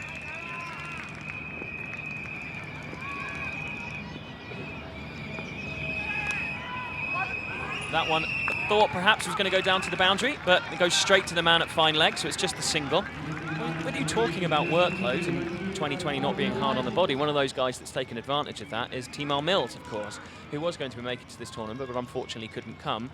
Any of your young boys investing in chest guards and arm guards when they heard that Timar might be coming and bowling on this pitch? Yeah, there was a lot of talk when the Cantons announced that they were bringing him over. We played against Sussex actually last year, and he played in a T20 series. He bowled very quick then, so it's going to be a wide down the leg side. Again, there's margins of error, isn't it? The margin of error, if you're trying to execute a plan, which is firing it in at the stumps of the Yorker, is so small. If you get it slightly wrong and it's off stump, potentially going down the ground, slightly wrong down the leg side, it's going to be a wide.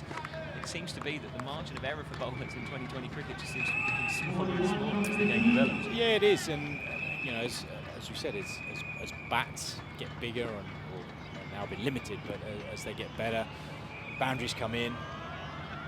We see another ball speared in towards the leg stump and enabling the batsman only to jab it out towards deep square leg.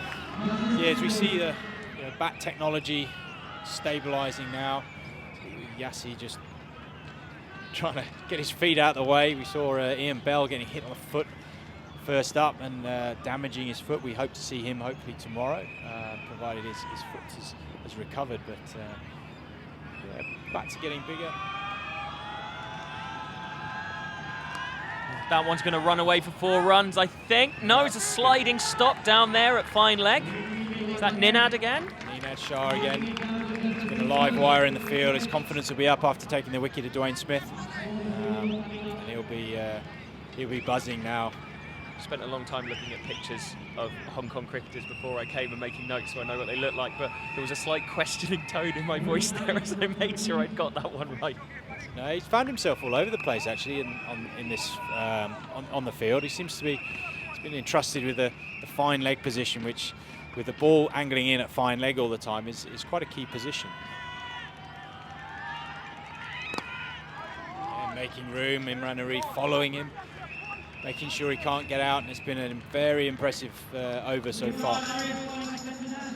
That's one of the things I suppose is an example of someone who's a good death bowler, is somebody who can have a plan as they're running in, see the batsman move, and have the skill and the nous to be able to change that plan and move their line accordingly. Yeah, it almost starts going against what you're taught as a child. To stand at the top of your mark, imagine the ball that you're going to bowl, picture it, run in and then execute it. Because in T20 now, by the time you get there, run rate now getting up to 19 runs and over, so some big hits are going to be required. It's going to take Mohammed Naveed good skill here just to get the ball in and around leg stump, and he could have some success here. There's going to be some violent hacks as the Cantons try and heave the ball out the boundary to try and get up somewhere close to this target. And run rate could come into this, so it's very important that they do get as close to this as possible. I was having an interesting conversation on commentary yesterday with Ryan Campbell, the head coach of the Hong Kong Island United, and also soon to be the new Netherlands coach. And he was saying that the mantra he always says to his young players is don't panic. Yeah, time is not to panic, and even in situations like this, needing 19 runs and over, you'll be trying to think we need to try and take as many off this as we can to leave the equation. But obviously you want as less runs to get off the last over as possible. But with the ground this size, 20 runs in and over is actually quite possible. Another decent piece of fielding off his own bowling from Mohammed Naveed there.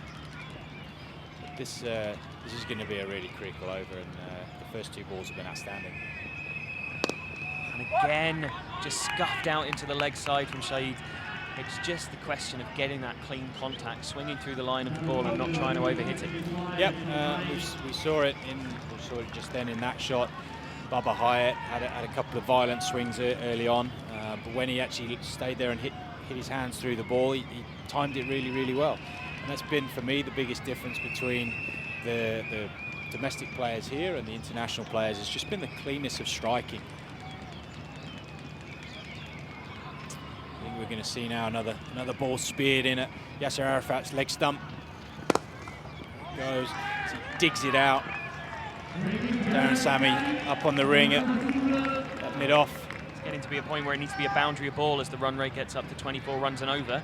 It's still mathematically possible, perhaps not feasible, but we'll have to wait and see. Anything can happen in this wonderful format of this brilliant game. Yeah, that's right. Anything can happen, but I think there would be a steward's inquiry here if the Jaguars don't walk off this field with the victory, and it kind of blows the tournament right open with the Cantons losing this game. Yeah, if I was writing the match report on this particular one, I am writing the match report on this particular one. I should be doing it now, but I'm talking to you. I'd have had this written up by now if I wasn't talking on the commentary. I'd have had this one chalked up as a win and then have a furious rewrite when something remarkable happens. Well, finally, one gets up in the air, but is it going to be caught? No, it lands just safe. Kinchit running in from mid-wicket. Didn't quite get there. Yeah, and again, it's that kind of sticky, two-pace nature of the pitch, not really allowing it to come on and allowing Shahid to get underneath it. It's hit high up on the bat. So hand coming off the bat as he tried to swing as hard as he could. Somewhat frustrating innings from the young man so far, but surely as him being just 19 years old, one he can learn from. Yeah, and look, it's putting him in these situations. We took the run rate now spiralling out of control. Nearly 30 runs required. It is about being in these situations. He's going to learn a lot about this.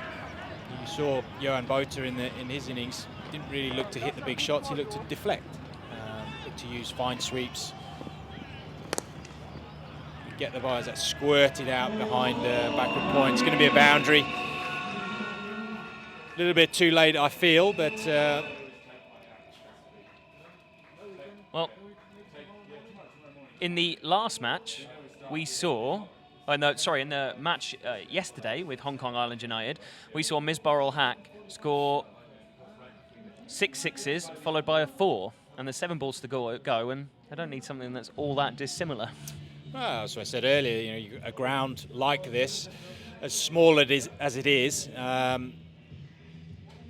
means that anything could possibly happen. The difference with Misbah's innings is he was setting, so the pressure of chasing the total down is not quite there.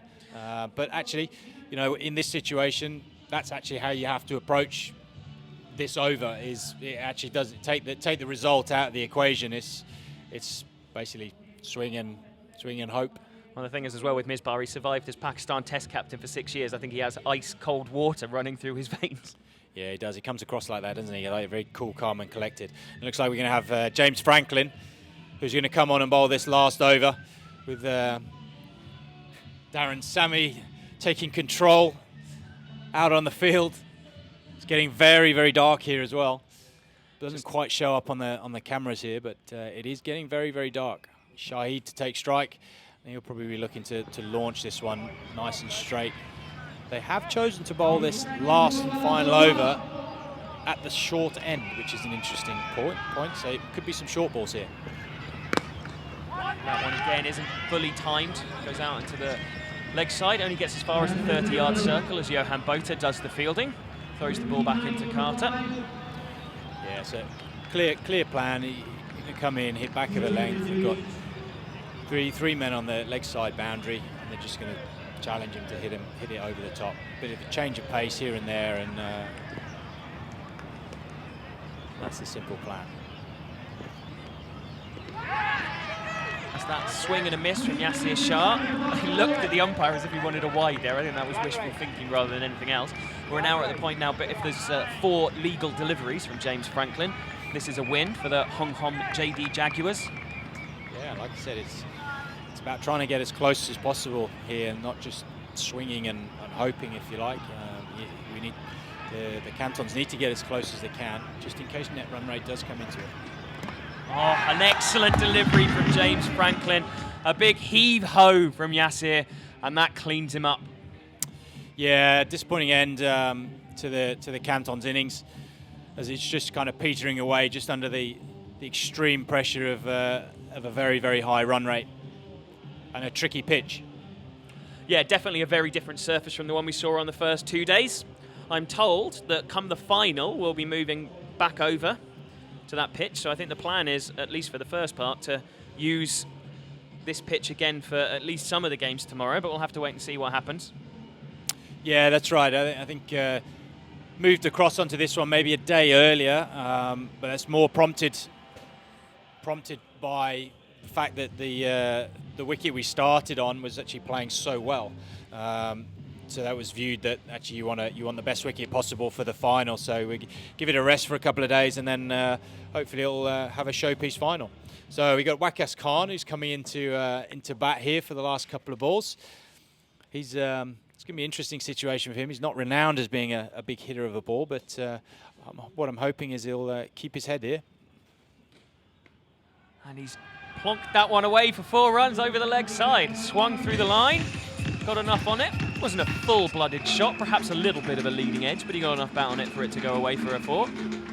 Yeah, and he's been one of these players that's really started to come on for us in the last 12 months or so. Had a very, very good tour of Australia, and then a good Desert T20 and a couple of ODIs that we played there. And he started to come on along with Shahid, and we will hope that he continues to progress, because he's one of the players that we would view as being a longer-term prospect staying here in Hong Kong. Oh, and another excellent shot. That one's actually going to go away for 6 runs. Too little, too late. Just a little bit to our right here. You saw the little white hut there. That's where we're sat. Yeah, and I think he's probably trying to prove a point about why is he batting so low down. It's an outstanding shot. He's one of the best timers of a cricket ball that we have in Hong Kong. And as I say, he's suddenly started to understand his game. Look at it, very, very still position, eyes on the ball, clean swing. That's something that we've lacked a little bit in some of the associate players or national players that have batted in this tournament so far. That one fired in at the pads, and appeal for LBW. And he's been given out. He's been given out. That one looked a little bit unfair, perhaps sneaking down the leg side, but yeah, it looked like it might have been sneaking down the leg side. James Franklin quite wide on the crease there, and a little bit fuller, and yeah, it's back pad is what done him there, isn't it? But that did look, I mean, that's a little bit unfortunate, but the game was gone at that point. Yeah, game was gone. The decision's not going to change anything within the game, but yeah, I think Wakas probably feel a little bit aggrieved there after 2 outstanding shots for his 10 runs off his 3 balls.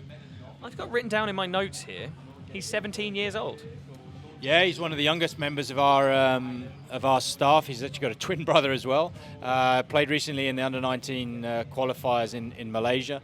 He's the youngest T20 player ever to play T20 international cricket, I believe. Can you imagine having played 6 ODIs and 8 2020 internationals at the age of 17? That's absolutely crazy. Yeah, and like we say, you know, the guys, they make their debuts early and they have to learn in international cricket, and it's very, very tough. And as a coach, I have to keep biting my tongue every now and then, because, you know, these players are making mistakes that they're almost entitled to make, because they are very young, very inexperienced. Even though they might have played 10 or 12 international games, they're still very, very, very young, and I have to keep biting my tongue when they do make silly mistakes. But as long as we keep learning from those mistakes and not keep failing in the same way, then that's kind of, we're happy with that. As we see Darren Sammy on the screen there, who might have the most infectious smile in world cricket. Yeah, he enjoys his cricket, doesn't he? So he should. He travels the world.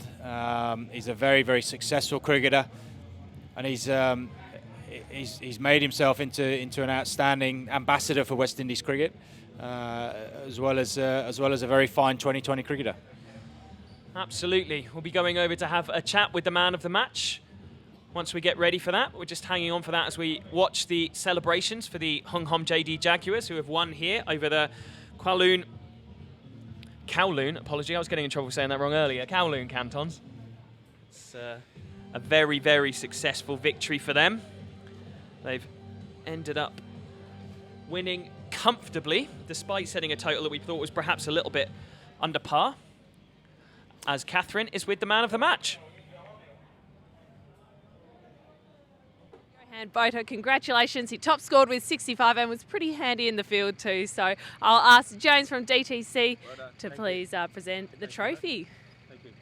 Well, Johan, I asked you whether 164 was going to be enough, and you said, well, we're going to have to make it enough. How satisfying was that win? Oh, that was a special win. I think, you know, with the scores over the week, you think 165 is never going to be enough, but the boys showed some real good spirit out there, and the bowlers executed, which was key, and we got wickets along the way, as I said we needed to do. I asked you how you were going to get Dwayne Smith out, and turns out you caught him. How good was that? Yeah, it was great. I think, you know, for a player like that, you got to try and keep him quiet for a little bit, and then hopefully, you know, he takes one of your boundary fielders on, which he did, and luckily today it went our way. Johan, you've been a part of a lot of T20 leagues. How are you enjoying the Blitz? Oh, this has been great. I think with the local guys are really keen. They've got some great energy and that adds a lot to the team. And I think the internationals, especially our internationals who come in, they always want to win and that helps. It's just a good balance. We'll go and celebrate the win, and we'll see you back tomorrow. Thank you very much. Thanks. Thank you very much, Catherine, and thank you very much to Johan Botha, who was absolutely fantastic today. If we look at the scorecard of the Cantons innings, as we see, they managed to reach 146 for 7. Top score by Calum MacLeod of Scotland for 45 from 31 balls. And a somewhat frustrating innings from Shahid Wasif, who did his best to swing and hit his team to victory, but didn't quite manage it. That is a win by 18 runs for the Hung Hom JD Jaguars. We'll be back again tomorrow very early for our Super Saturday. First game, 7:45 in the morning, Hong Kong time. Thank you very much for joining us for our coverage today. We hope you enjoyed it, and we'll see you again tomorrow.